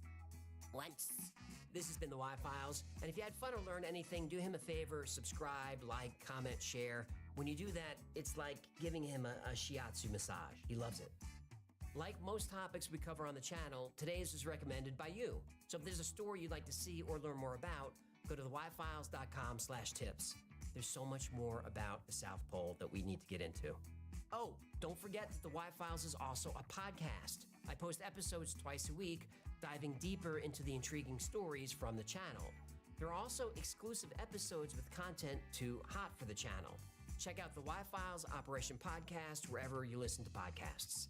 Now, if you need more Y-Files in your life, and most people do, check out our Discord. There are thousands of people on there 24/7, and they talk about the same weird stuff that we do. It's a great community, it's a lot of fun, and it's free to join. Now, if you want to know what's going on with the Y-Files, check out our production calendar. It's at theyfiles.com/cal. There we post our episode schedule, upcoming podcasts, live streams, everything. Special thanks to our patrons who make this channel possible. Every episode of the Y-Files is dedicated to our Patreon members. This channel could not survive without your support, and I'm truly grateful for it. And if you'd like to support the channel, consider becoming a member on Patreon. For as little as $3 a month, you get access to perks like videos early with no commercials. You get merch available only to members. Plus, you get 2 private live streams every week just for you. Another great way to support the channel is grab something from the Y-File store. Get yourself a Hecklefish t-shirt or a fistable coffee mug that you can fill with a delicious beverage of your choice, or grab one of these squeezy stuffed animal Hecklefish, Talkafish, Hecklefish, talking, Hecklefish, I'm running out of breath trying to sell the Hecklefish talking squeezy doll. And those are the plugs. Until next time, be safe, be kind, and know that you are appreciated.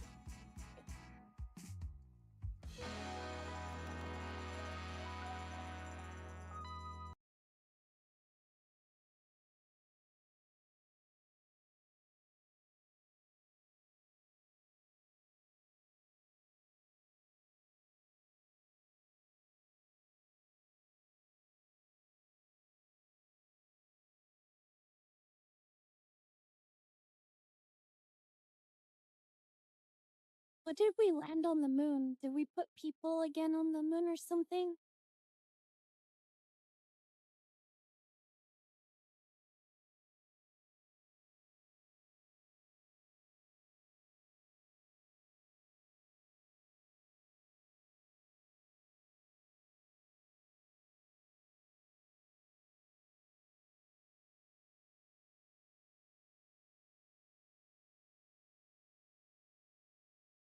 maybe there's interest in like going out into space and the moon because of the the climate shifting and the planet heating up. So then they need a place, and think about it, the International Space Station and the reality of a space colony, it's just not there yet. If anything, it's gonna take AI and like robots to construct space colonies. It would be too much and too hard for like humans to do that kind of work. But what they can do is use the moon as a foundation. It's literally a building block in orbit. So maybe this is like temporary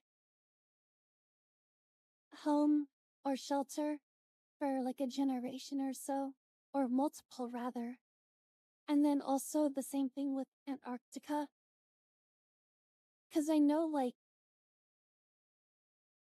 Canada and the North Pole is like heating up a lot more, but maybe Antarctica's more habitable, and that's why. Think of this, one day ago. What was weird about Antarctica? You can't go to the interior of Antarctica, which is where we were. No? So there at the See? South Pole, there is a bunch of, from my understanding, like pure science going on there. What if Antarctica's the port of entry for like the aliens that live inside the hollow earth? What if Antarctica, right through the ice and the snow, that's their in and out for all the UFOs? Oh, and it's not even the ocean, see? I don't know.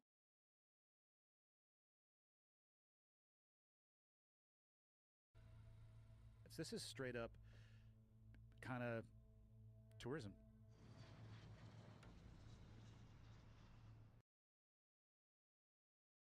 I had a Google NASA with the private company Artemis are planning on putting people on the moon for 2026 with the goal of establishing, yeah, see the beginnings of a colony.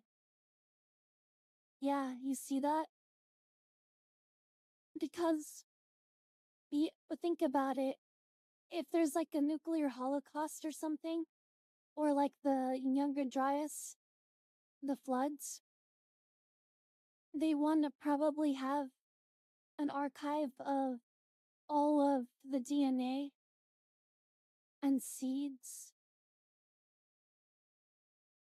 and IVF, even though like places like Alabama won't allow it. But they're gonna have all the gametes. They're gonna have space babies as a backup. Isn't that what Interstellar was about? Yeah, an arc. The mission. I think it was Interstellar. I think it was Interstellar. Yeah, it was. Antarctica's icy expanses have long been a source of fascination and mystery, not just for scientists and explorers. Man, just think though, it's like the whole thing about Atlantis, or there's aliens there, or it makes me think of like, The Giver. The Giver took place in like Australia, and then the rest of the world was like just blocked off, and the people there on a continent size of Australia, they didn't even know there was more of a world out there. Well, it's another book that's like that. The Hunger Games, I think, right, with the districts. District 13 was like the one that fought back and had nuclear weapons. And I think they had like a deal or something to, like, the Republic would let them go and live underground or something and do what they wanted to do. Something like that. They would leave them alone in exchange for like not being nuked or something. And that I just remember like District 12 was like gated off and you couldn't go beyond, or if you did, you would get shot. something like that. I don't really remember. Yeah, all these things. That's why there's such a danger with AI and VR. So when you think of like the metaverse, when you think of virtual reality, it's one thing if there's augmented reality, but I would be very, very wary of virtual reality, no matter how fun or cool or immersive it could be. I'd be very wary of virtual reality. And there's a theory about this, you know, the whole dark forest theory, or like, why is there no signs of life out there in the universe? When we look outwards, it's so quiet. Well, there's a theory that what if what if the civilizations that did advance, did develop AI, did develop technology and went more into VR? And whether the AI that those races created or their own race. So there's two possibilities. One is like the Matrix. AI takes over and then they basically they create the Matrix. They create a virtual reality that houses and enslaves the organic life forms that created them, right? And then it just reaches like this efficient equilibrium where there's no need for AI to really expand outward into space. It just keeps the cycle going.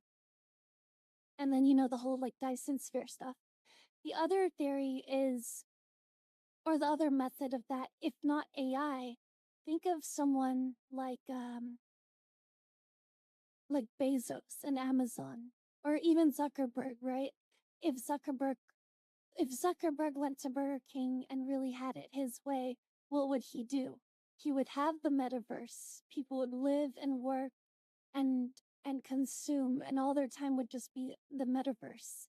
And by creating this bubble that is a virtual reality, they can have total and complete control. You know, think about this. Why is it that technology is so pushed? And they, especially in dystopian novels, they love technology, they love convenience. They hate nature. Nature is something to be feared, nature is something to be disliked. If and only unless it involves, like, you know, sporting events, you know, where people would spend more money to go skiing and snowboarding. They would spend more money to go boating. They would have to buy a boat. They would have to buy an RV. They would have to buy gear to play football or hockey, right? It's all consumerism, right? That's the one exception. Nike loves to sponsor these things, but in the end, buy those Nike shoes, buy the Nike apparel, spend, spend, spend. So the thing is with technology, no true dystopia or no true dictatorship can exist without technology. Think about it. The spread of technology,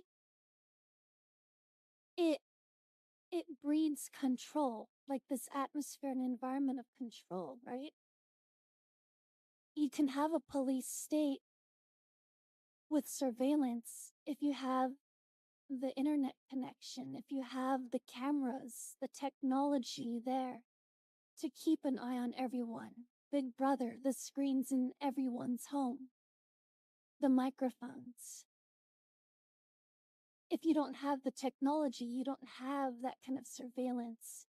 You know, you need the AI and you need like social media to push your rhetoric, to influence the narrative, to bend it to your will, right? To brainwash people, to make people scared so that they consume, they buy more.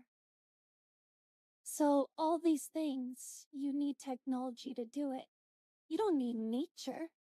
In fact, nature teaches people a lot of life lessons that would teach about being content and letting go in the natural order of things. Things that inspire more creativity and freedom. So I really think that, you know, when you look at like the whole thing with Antarctica and things that are just shrouded in mystery, what if it's something that's deliberately locked? It's blocked off from everyone else, right? So now you think about space, you think about the depths of the oceans, you think about Antarctica or up in Alaska, what's really going on, or Area 51. So, but yeah. And then the other thing I think about too is like, you look at dark matter, like matter, dark matter, antimatter, matter, light and dark, whatever, what have you. I always wonder where does conscience come from? Where does complexity stem from? The concept that life and ideas start with simple building blocks, atoms, alphabets, and become strung along, they stack, and they build in complexity, prokaryotes into eukaryotes, mitosis, meiosis. So it's just like, where does that even all come from? Universally speaking, like from nothing into something and into something more and more and greater, just like floating in the vacuum, in the void of space, and then there's something. It's interesting. Even things that aren't tangible, so like love, emotions. Are those tangible things in another dimension, in a fourth dimension that we can experience? And then I think also about order and chaos. And I think that technology is like order, it's control. Chaos is like freedom, it's nature, it's random.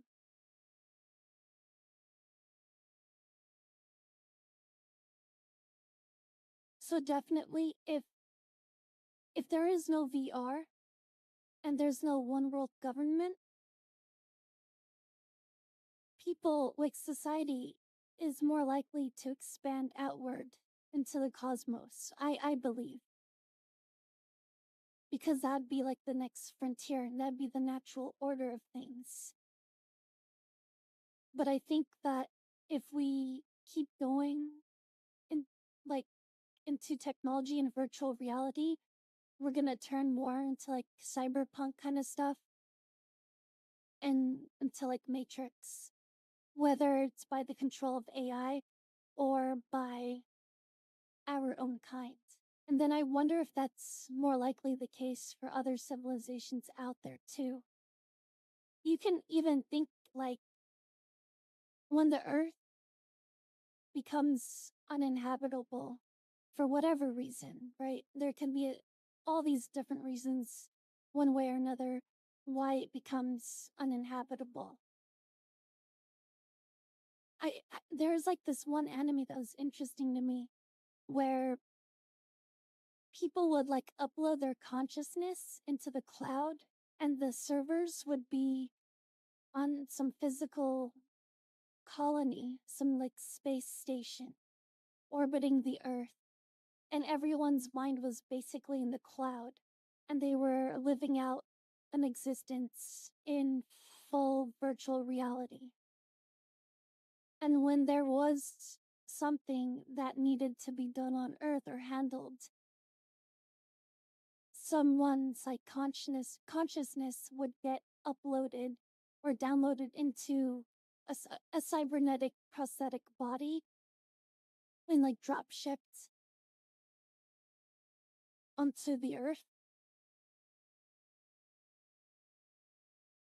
Do you guys know the anime I'm talking about, or it's like a movie? I don't know the name of it. Yeah. I'd like to know because I like the character and I like the design. And I think there's like an AI or robot, AI robot that the main character like worked with too. I think it's interesting. I think it had its plot holes, but for the most part, it's really worth a watch. And for me, it's a big reason why I do like anime, why I fell in love with it, is because the whole sci-fi aspect, it just pushed the boundaries of what we know and what could be. You know, things like Ghost in the Shell, I really appreciate. Yeah, I just remember the main character was like this white and green robot girl with blonde hair and big titties. So maybe type that to Google or something and I can ask AI. Hold on. What is the anime movie with the blonde girl with big boobs and white green robot body? Let's see what AI says. It's giving me some possibilities. Gunbuster, I know it's not Gunbuster. Megazone, no, those are both too old. Um, Anime movie, AI, robot girl, blonde hair, big breasts, virtual reality goes to Earth, save robot. That's the name of it.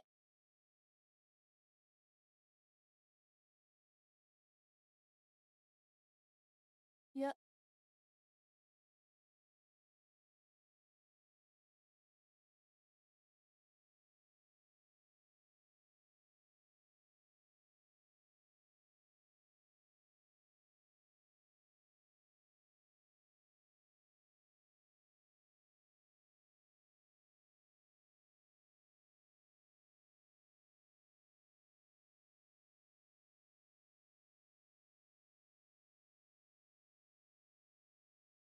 Wait, no, it's not it.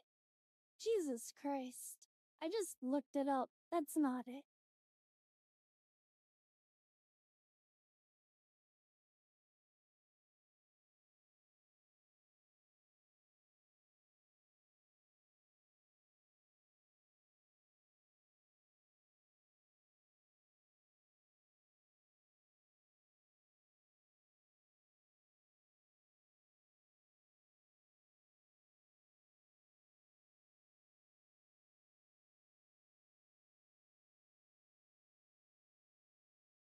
Oh, it is. Is it? I think so. I think you're right. Honey, I'm sorry. I think you got it. Her name is Angela Balzac. No, Balzac.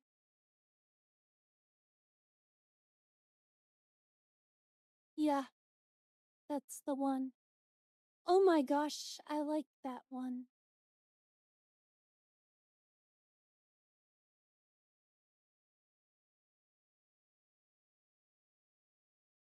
I could have sworn they made a new figure of her.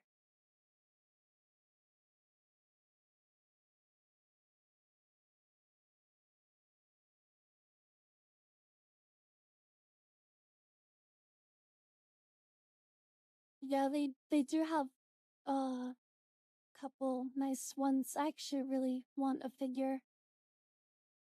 Cause I just like the design a lot.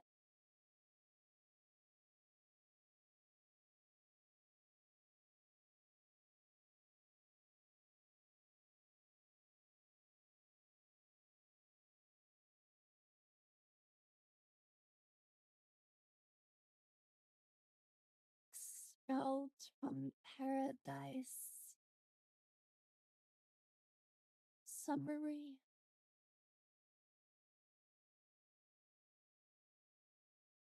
Hello, Butternut.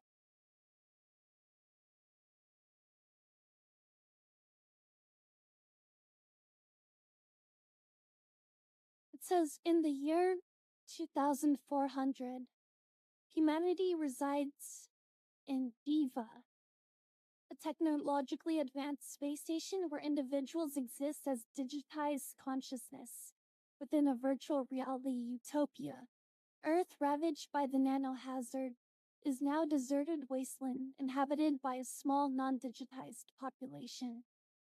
So like I said, for one way or another, like, the Earth is no longer habitable. The themes for this movie is technology and humanity. The story explores the potential benefits and drawbacks of advanced technology, questioning the line between convenience and human connection.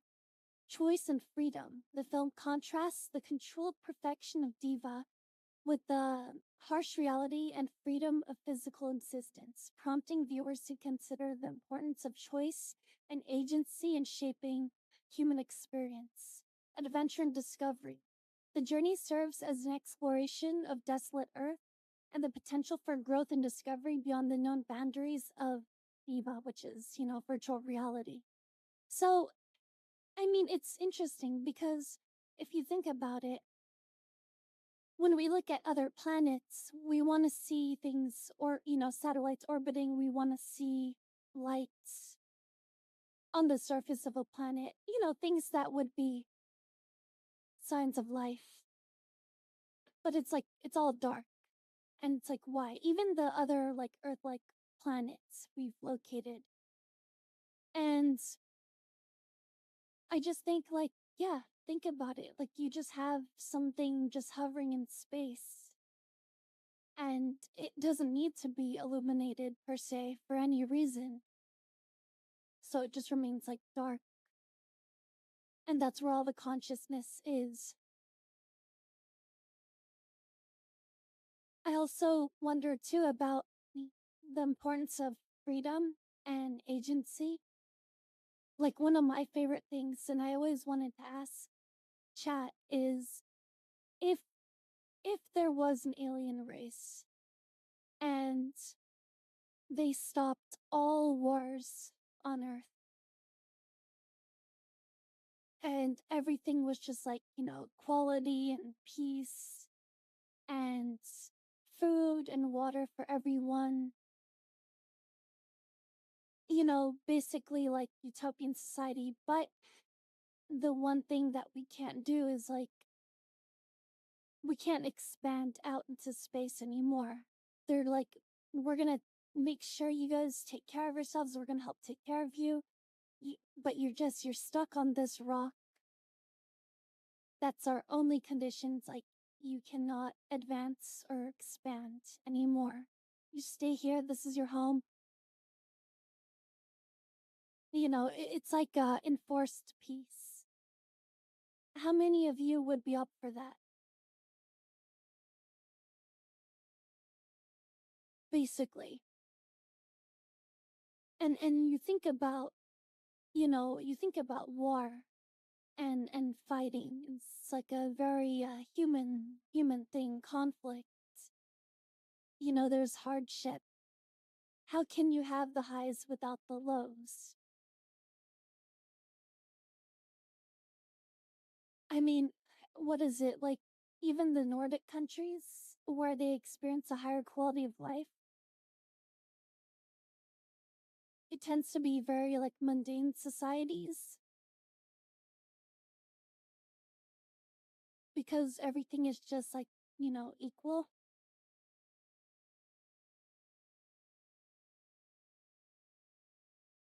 It's like society taking antidepressants and just kind of like mellowing out. There's no peaks or valleys. It's just a plateau.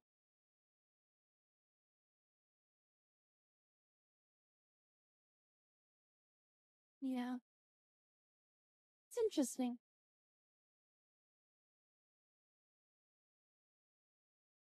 Yeah. So we're at this point now when we look at the whole space exploration thing. Are, I can't help but to wonder, are we really expanding for the freedom and betterment of humanity? Are we really going to search for like our own destiny as a human race and find ourselves out there? Or are we just expanding to serve, the desires of the few? And, it's like, yeah, the expanse, being in a space colony to, go mine some asteroids, go get more resources and minerals, make more money. But we're gonna control every aspect of your existence. You live to work, basically.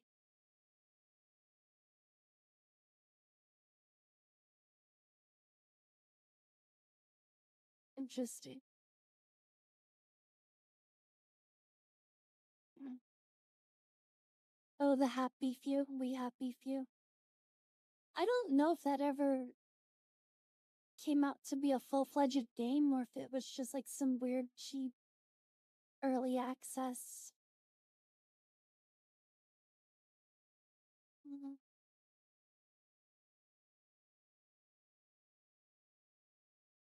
Yeah, probably. Everyone has their own angle, right? For sure. And even even if the main goal is to just, be like Bezos or AI and just kind of like expand, but just for profits and stuff, I'm sure there will always be a breakaway group that kind of figures it out and kind of like, fucking space pirates. Because it's gonna be like the new Wild West. You're gonna have people that run from the law and say no, like, like the true pioneers of the frontier. They're gonna be the ones to forge ahead and make their own way. I think that's inevitable.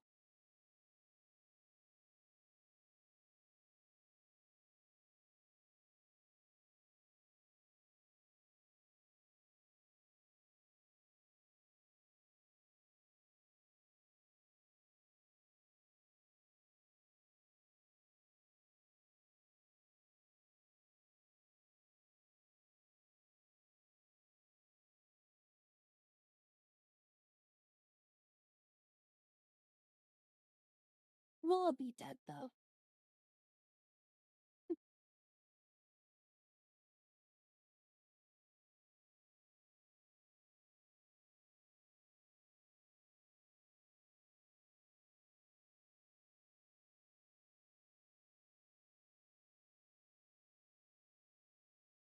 You know what makes me sad with the popularity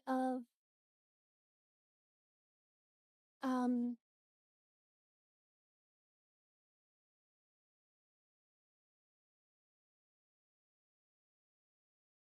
of Helldivers? I know it's satire from the developers' part. They want to mimic the look and feel of Starship Troopers and the propaganda. I just feel like not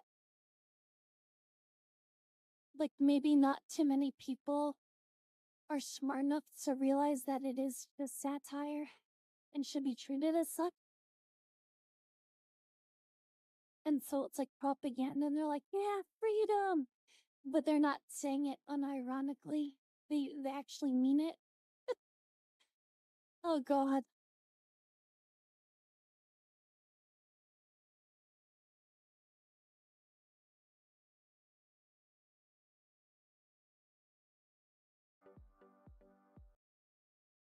From when it is here today. Now we are following intuitive.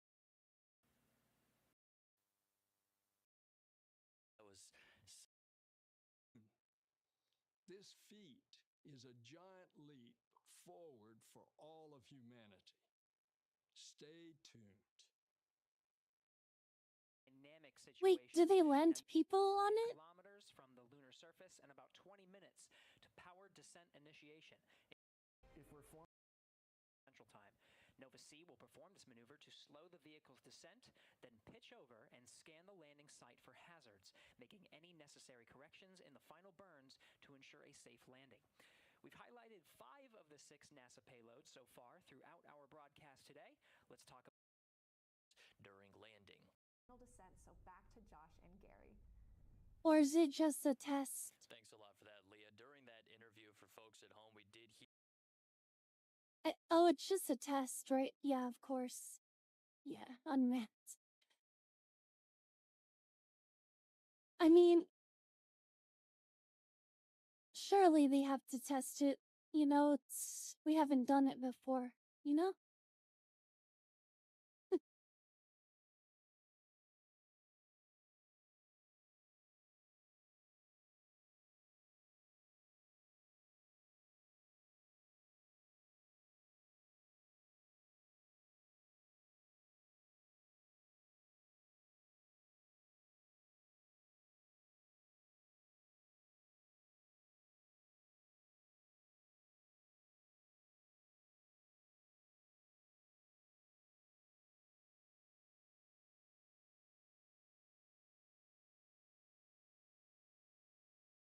Oh, guys, what should I do for the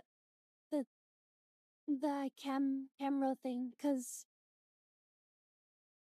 it seems like V-Bridger's like good, right? But now you guys told me about this cooling pad. Do you have a link or something for it?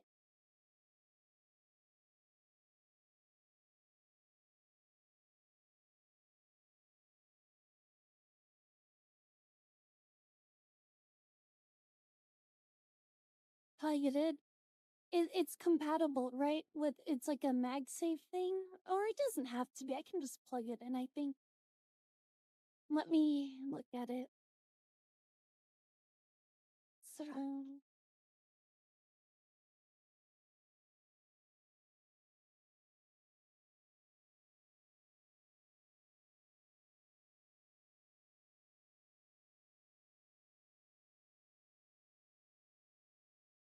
what?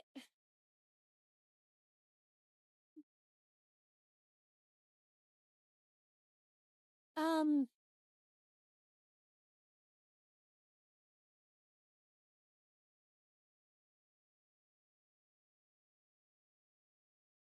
Um.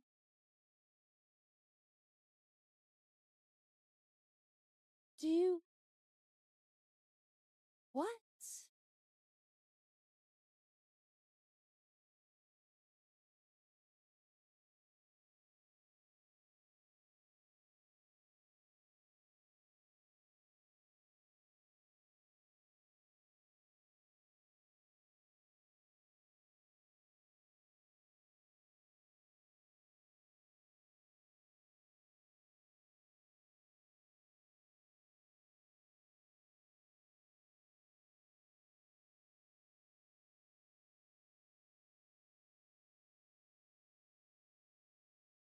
I can't wait to figure out this stuff to do it faster with the Stream Deck.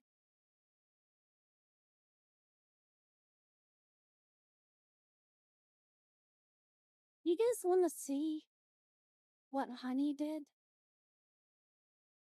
Proof that he objectifies women?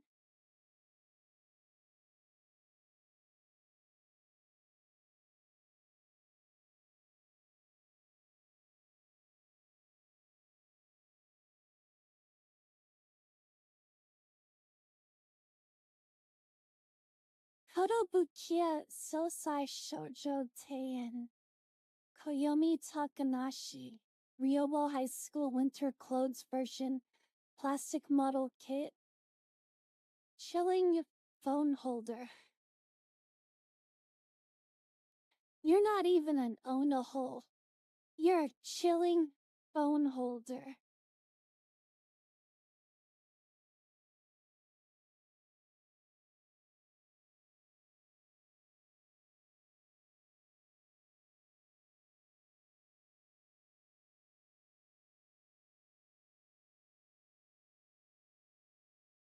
It's not what I linked. How the heck? How did this happen? I'm so confused. Why are you calling her a phone holder?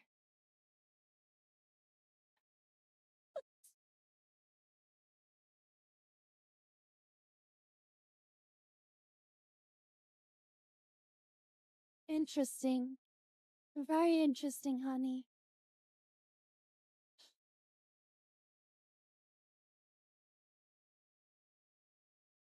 I see you. However, I did see, like on Amazon, they have controller holders for like the Xbox and PlayStation controllers, and they look like characters. So like Darth Vader will hold your controller or something. I saw those.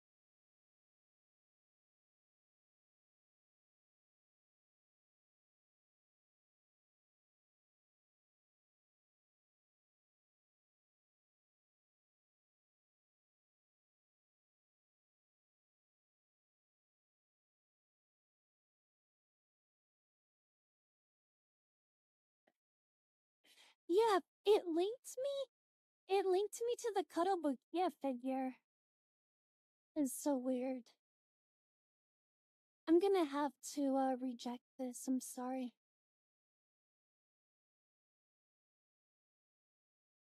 I don't think that women should just be equated to phone holders.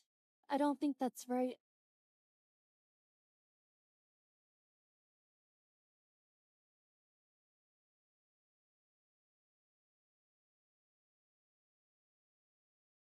It just gave me an idea for a hentai picture.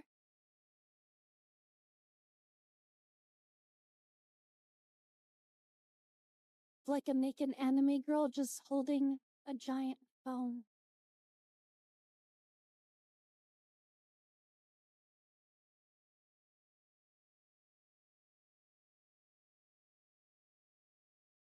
Like above her tits, covering her face. You don't need to see that.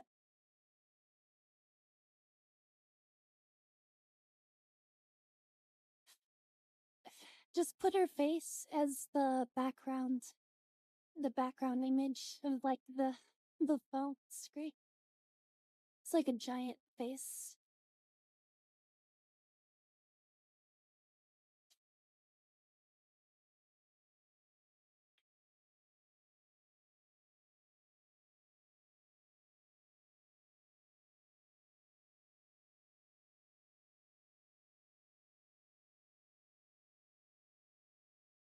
Like, think about it. Like, what if you get a busty anime figure girl like Fern resting, like holding, like her hands are on both sides to kind of like cradle the sides of the phone, and it's the base of the phone is resting on her boobs, and she's just standing there naked holding the phone for you. And then you set the lock screen or the background as like her face. And not even of like the figure's face. It would just be like a 2D anime picture of her face close up. Just like puffing her cheeks. So she's holding this massive phone for you. It's kind of cool.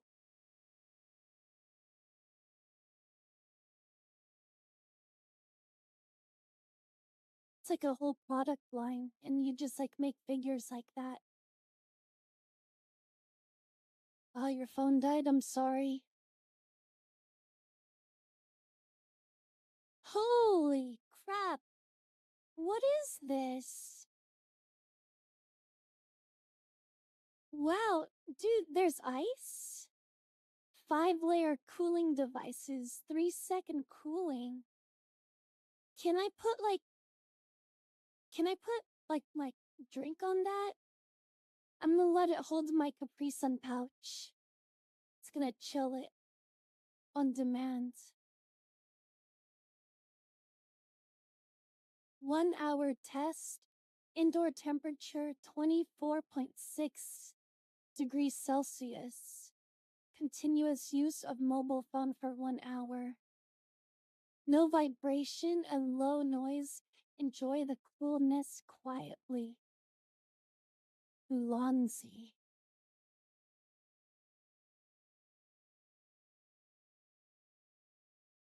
Oh, it's artistic. I see.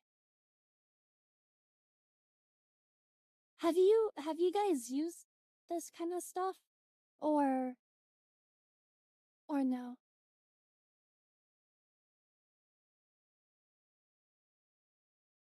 I don't know. Just like a little. Oh, really? Do you know if it's the same one or? Cause the more I know about it, the better I feel, you know? So if you guys know about this kind of products through experience of your own or someone else putting a good word in for it, I feel better. Yeah, it's the first I've heard of it too. Here, I can look it up. I don't want to open Amazon on here, but Ulanzi mobile phone cooler. I can show you what I'm looking at. They have their own website. Yeah, see? It's a radiator holder.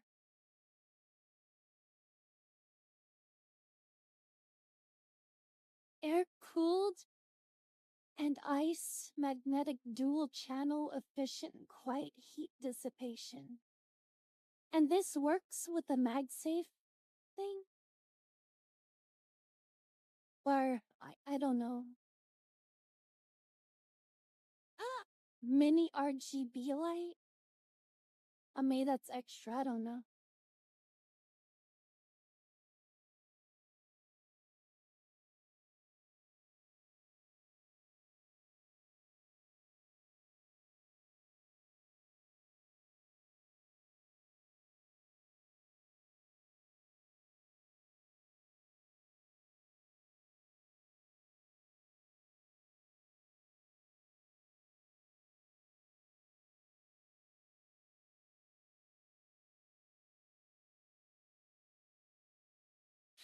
Binge watching. She's binging on that salad. She's doing a mukbang. Binge streaming. Play games, Genshin. A live streaming there.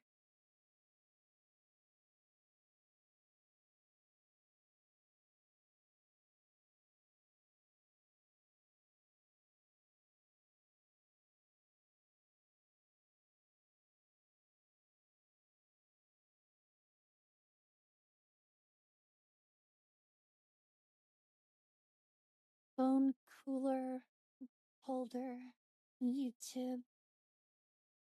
Yeah, let me see, cause I never heard about these things, and I just wanna know if it's gimmicky or if it's legit, and if so, how. So, phone cooler holder. I want MagSafe if possible. Doesn't have to be, but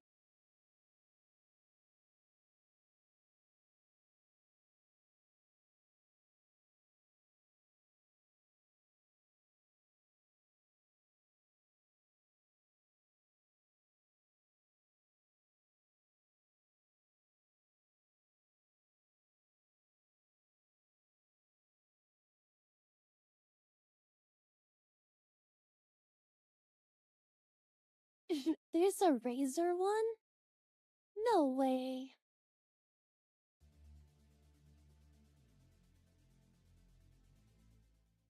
Hey guys, Thunder E here, and welcome to another video here on Board Gamer. Today we're taking a look at the It's like a pop Razer phone socket. cooler. This is an RGB phone cooler for both iOS and Android, and it retails for $59.99. So let's take a closer look at what we have here. Now, start off with the iOS version. Pog. This is a MagSafe cooler, so it means it's got MagSafe, and it magnetically attaches to your iPhone, which is pretty cool.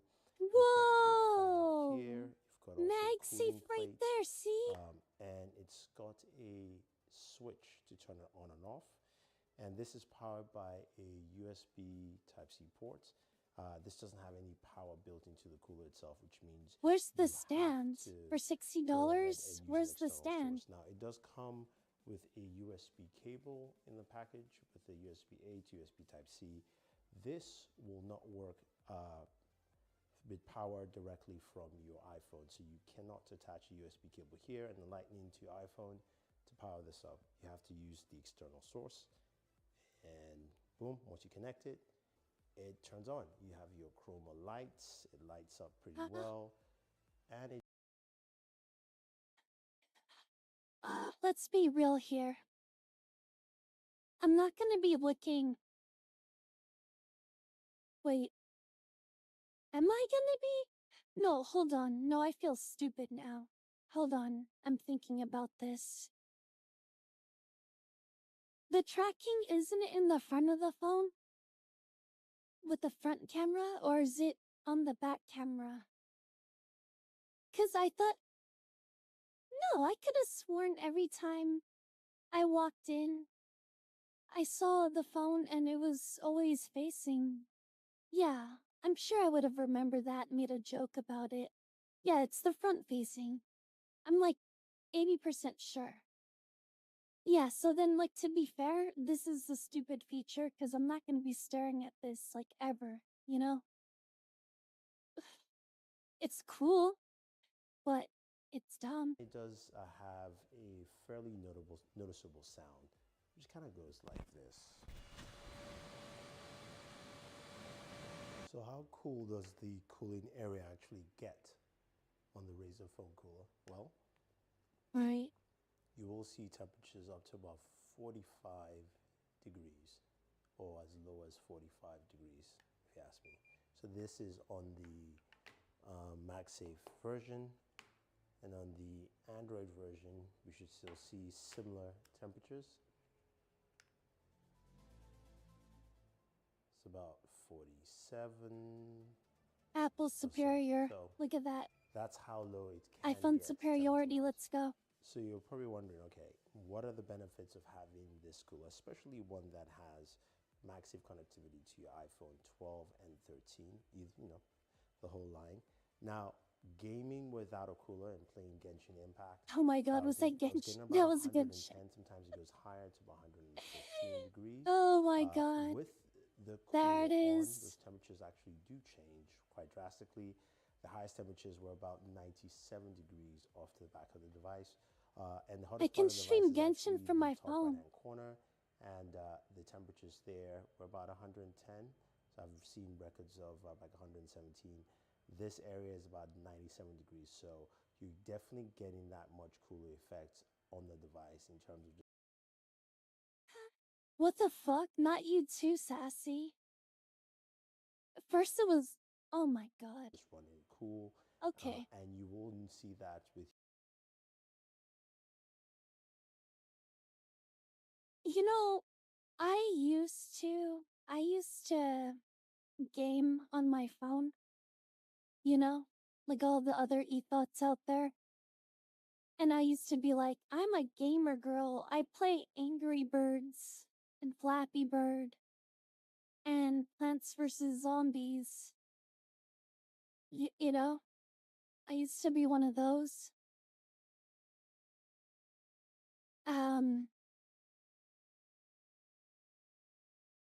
But I don't touch games on phones anymore, because once I learned that they're all cheap and fucking microtransaction.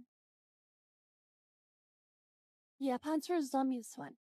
But I don't. But I can understand, like, I never thought about that. Like, yeah, for those of you who do want to play Genshin on it, or, Nikki,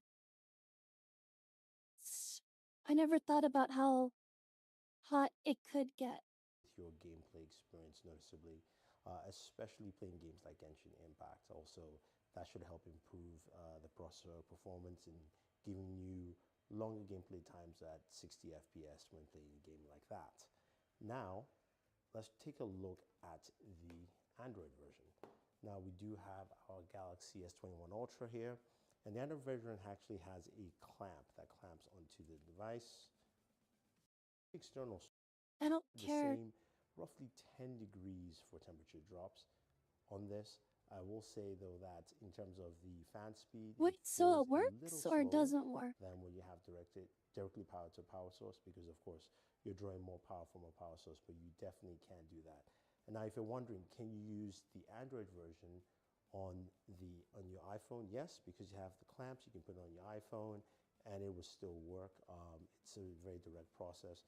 The RGB lights are pretty nice. In terms of controlling the lights, I can't see any method of controlling it. I did check out the Chroma app, but there's no way to actually connect it to the app. So you just have full RGB lighting here. You can't necessarily do select colors, but if there's any way we can do that, guys. I'm just astounded. Like, all this stuff is like years ago. Except for this one right here. This one's an hour ago. Not even. This is like years ago. Where was I? Under a rock, apparently. We spend a not insignificant amount of time, and Work Center is open to supply all your work from home or learn from 24, so it's definitely. Why is the ad watched heavily? Just like my segues to sponsors like Alan Whitekin.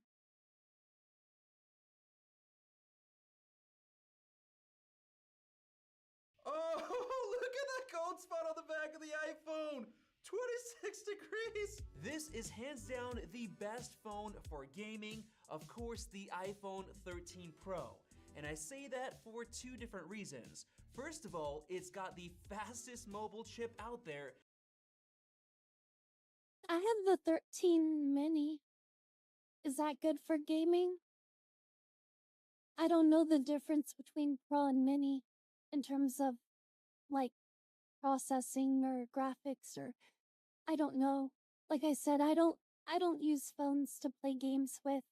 That's what literally my Steam Deck and Switch OLED are for, if I really crave going mobile. The A15 Bionic with the 5-core GPU, and second, it's got 120Hz ProMotion for the display technology. However, there is one major issue, and basically the way it works is you connect the power cable and you flip the switch and the fan turns on, and it also has customizable RGB lighting, which you can FPS or temps. I got my Seek thermal camera right here, so I'm gonna stop this recording.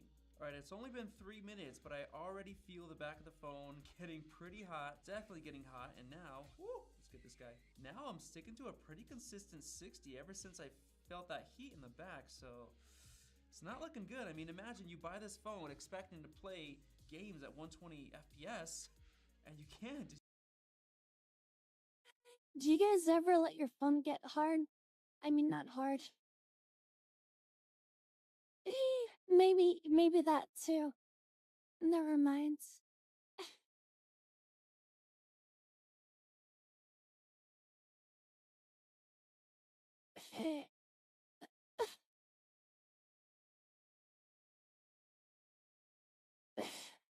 Oh my god. So, did I get the job? It's just getting hot.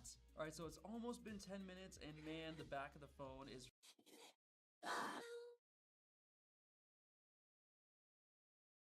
I was gonna ask if you guys ever let your phone get hot and like put it on your balls or something.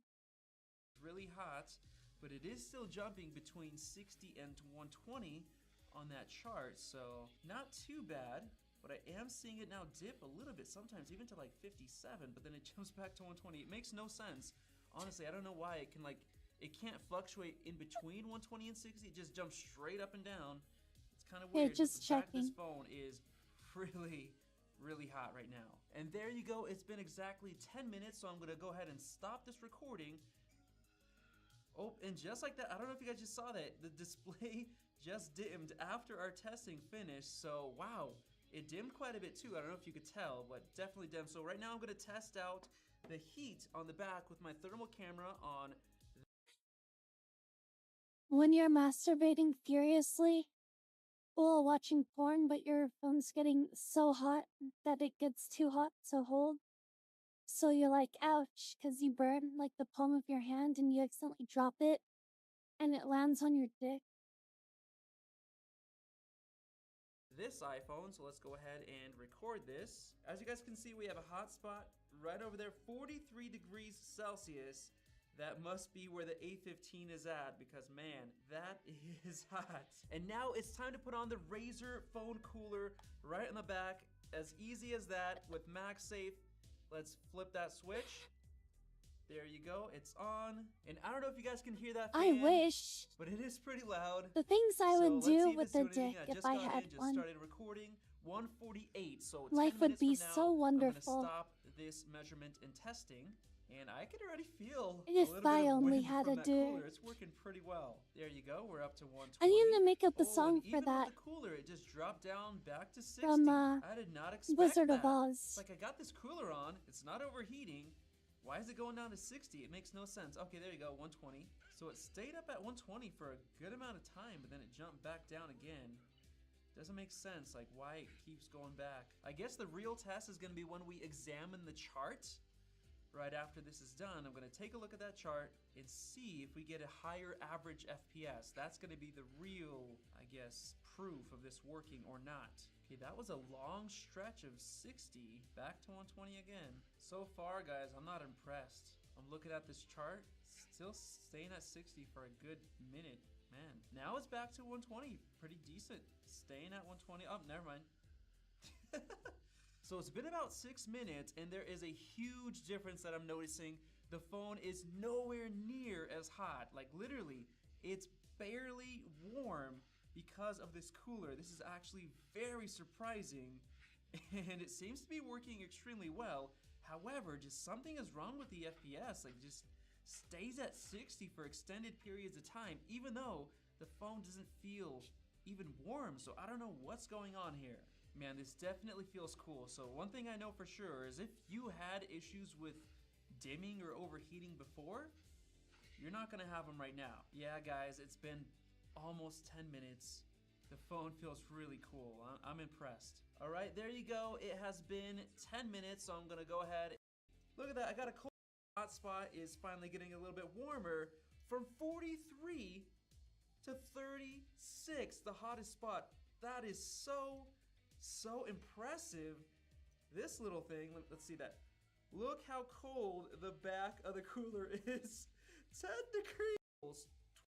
.wetest.net. I have both of them open side by side. And without the cooler playing Genshin for about 10 minutes, we averaged 75.6 FPS. And going down to the CPU usage, 18.7% average. So essentially we have 75.6, and now let's go over to the cooler gaming session. 77.6 FPS. Exactly 2 FPS higher after getting this Razer phone cooler, which is definitely disappointing, and I honestly think that there's something wrong with how it handles 120 FPS gaming, because it was noticeably more cool. And going down to CPU, oh, look at that, 19.9%. So I guess it was throttling less because the average CPU usage is higher, and maybe that's where we're getting the extra 2 FPS average. But man, that is not what I was expecting, especially with those just the thermal cooling. differences. And I do want to mention that without the cooler, after about 10 minutes, the display did actually dim down, which would lead to a... And I'm gonna see if we... Just like that, MagSafe, super convenient. Turn it on, and let's hit record. Cooler specifically made for the iPhone because of this 11 to 10 degrees cooler. This is 60 bucks. It's pretty expensive, but let's see if it's worth it. 100 average FPS. Hey, that is an improvement, man. 100 average from the 90. It's not that big of a difference, but the difference was staying so cool. Instead of 44 degrees Celsius, the hottest point on the back, it was at 36. And you guys saw that blue cool spot. Wow, that is incredible. I've got a cooler if you want to check this out and buy one for yourself. And hopefully you enjoyed this video. If you did, go ahead, click the circle above to subscribe for more videos like this one. Thank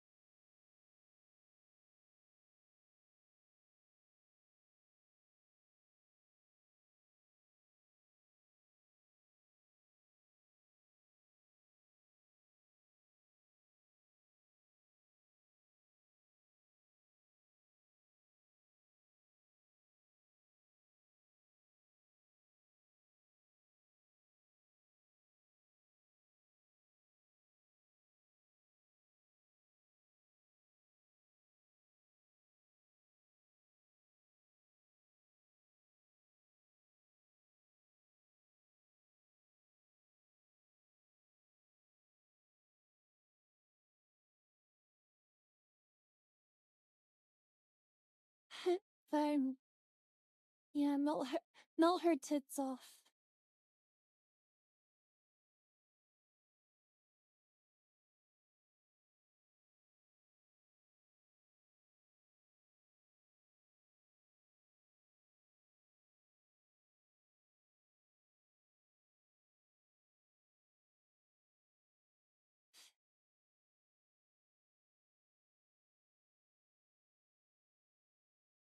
No, it's like PVC.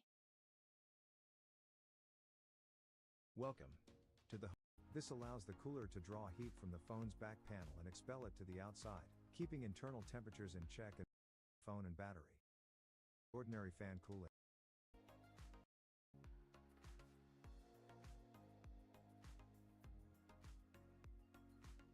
What is this?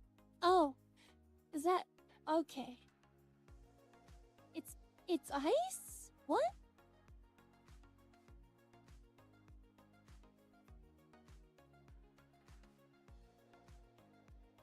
Number 5.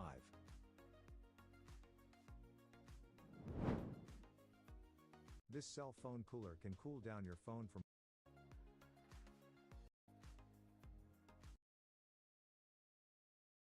So this is ice. Is it supposed to do that? Here's the part where I'm stupid about this stuff, you guys.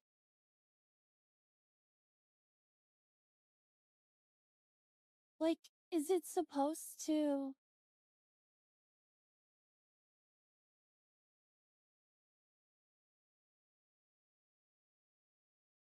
I have to be honest, I don't really know how CPU coolers and heat sinks work. I don't know. I never knew.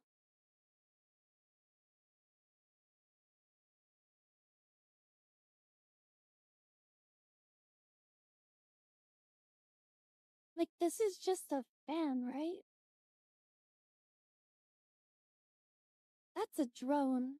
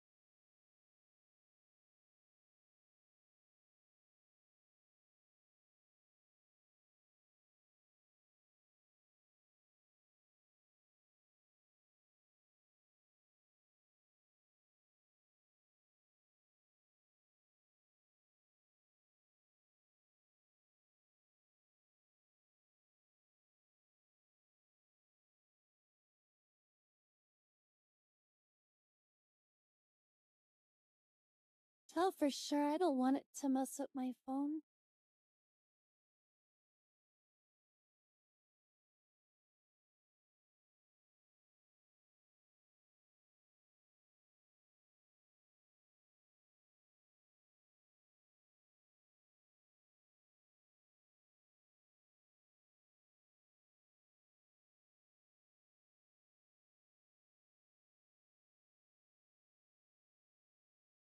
Do they have their own video?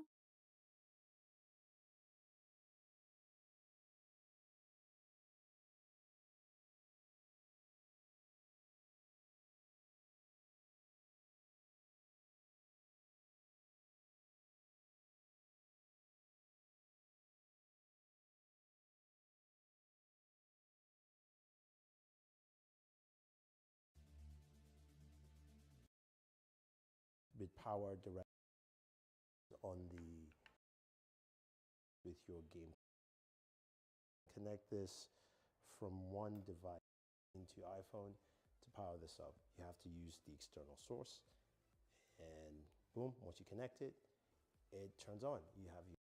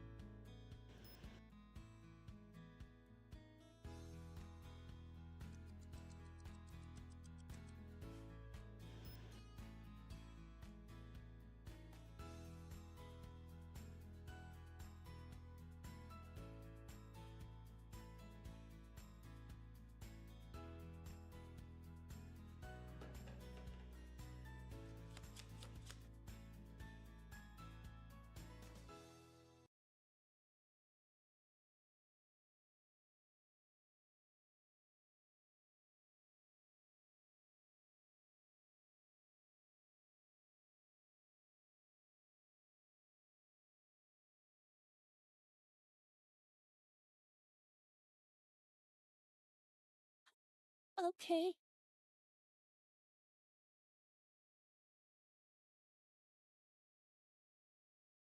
Question, and it's kind of dumb.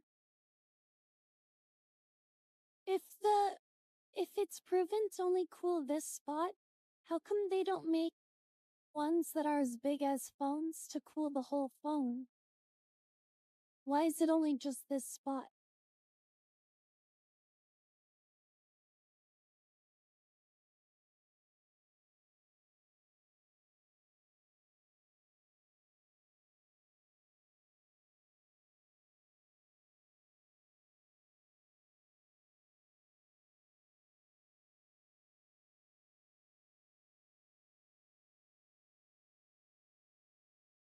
But I mean, this would cool it, so, you know. Oh.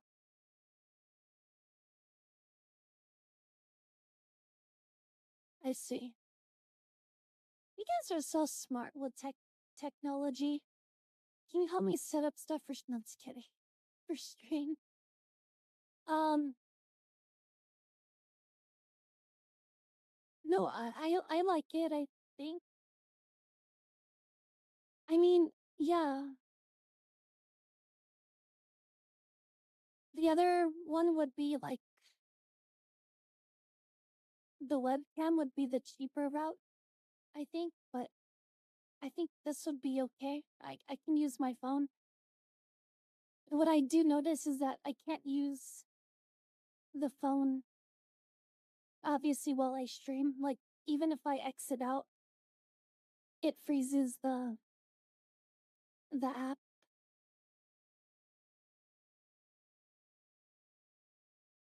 That's it. It's just minor.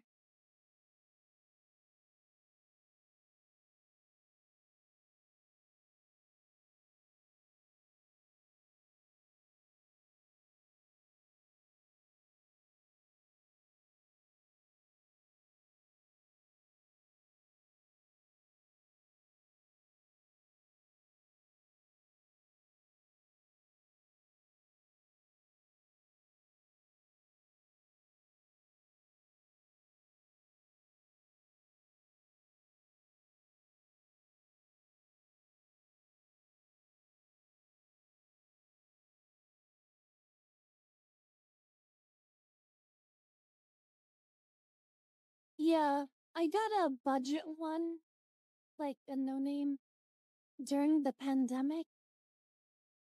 Because, like, you know, webcams are like really hard to come by. But now it's like. But they're still expensive. I remember them being a lot cheaper before the pandemic. It's like the prices, they never went down at all. If anything, up. So it's really lame. Earlier this year, I released a video about the different tracking types for 2D VTubers, and we have a big update to go I want over to see this here. again. I mentioned a plugin called VBridger, This is which a month is ago. currently the best tracking type, but they recently added webcam support. We're gonna test the webcam support and see how it holds up. So I'm currently using my iPhone for the tracking here, and you can see my VBridger window on the top left here. I mentioned in my previous video that this is the current best tracking that we can get. Using iPhone and VBridger gives you very smooth tracking, very accurate tracking, and also allows you to use the extra keyforms on areas such as your mouth, so we can do things like this, which you ordinarily can't do with the other tracking types. Let's go ahead and look at our webcam options now. So to get to the webcam options in VBridger, we need to go to this drop-down menu, and our two webcam options are at the very bottom here. It's NVIDIA tracking and media pipe. NVIDIA tracking requires you to have an RTX video card, so if you don't have one of those, media pipe is the option for you. We're going to start off by looking at NVIDIA tracking. So here is the NVIDIA tracker, and this is currently using my webcam. An important thing to note, if you're planning to use the RTX tracking, you need to have downloaded the VTube Studio NVIDIA Broadcast Tracker, which is free on the Steam store. If the tracker isn't working for you, you may need to go into VBridger settings and locate your VTube Studio. So out of the box, the tracking is already a lot better than the base tracking through VTube Studio. I'll put up a comparison on the screen real fast right now. You may notice that your movements may be a little bit more jittery. A good way to fix this is by going into VBridger itself. You can see the parameter list on the top right here. Simply go through these, select them, and you can turn up the smoothing, which will remove some of the jitter. Using webcam tracking through VBridger, you may be required to turn up the smoothing on quite a few of these parameters. One of the biggest advantages with using VBridger with the NVIDIA tracking is that we can still use a lot of our extra parameters. For example, we have a lot of extra parameters set up in our mouth, such as shrugging and puckering.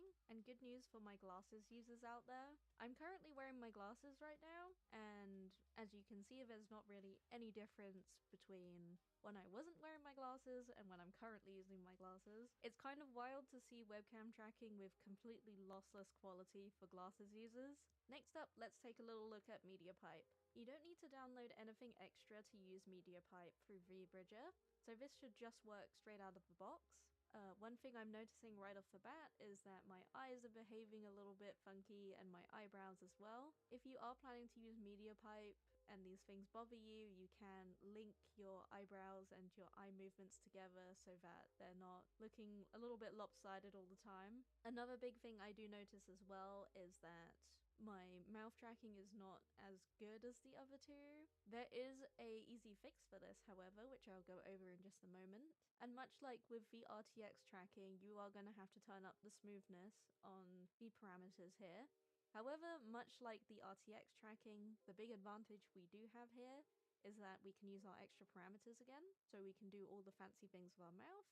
One overall thoughts. With this new update, VBridger is now the best form of tracking that we can get for both webcam and iPhone. Please do note that there are some downsides to using it. For one, it costs a little bit extra than just using the VTube Studio base.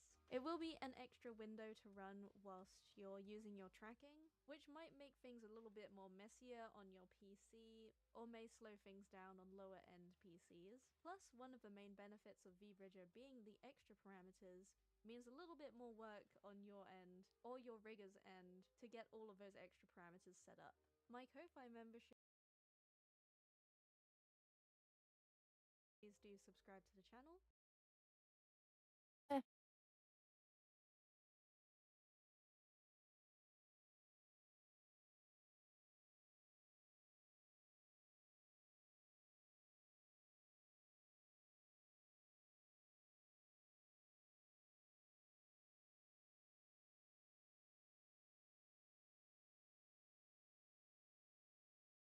I know in the old channel,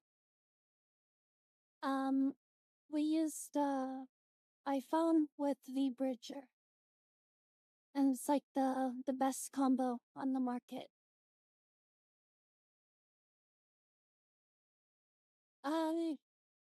Ooh.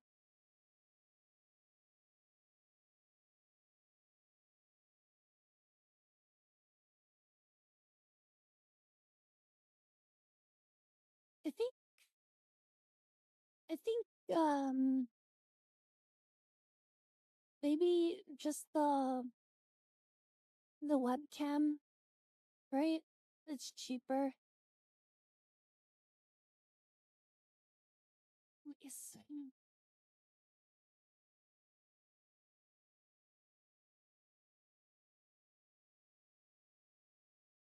Like it doesn't even need to be 4K or anything fancy. Just a normal HD one.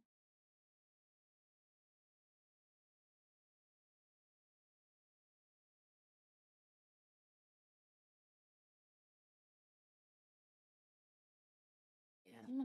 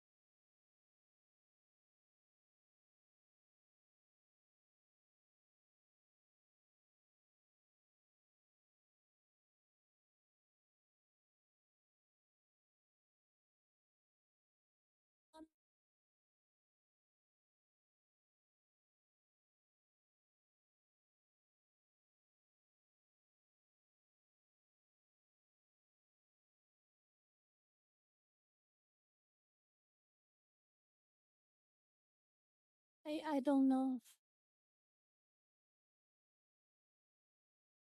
Yes.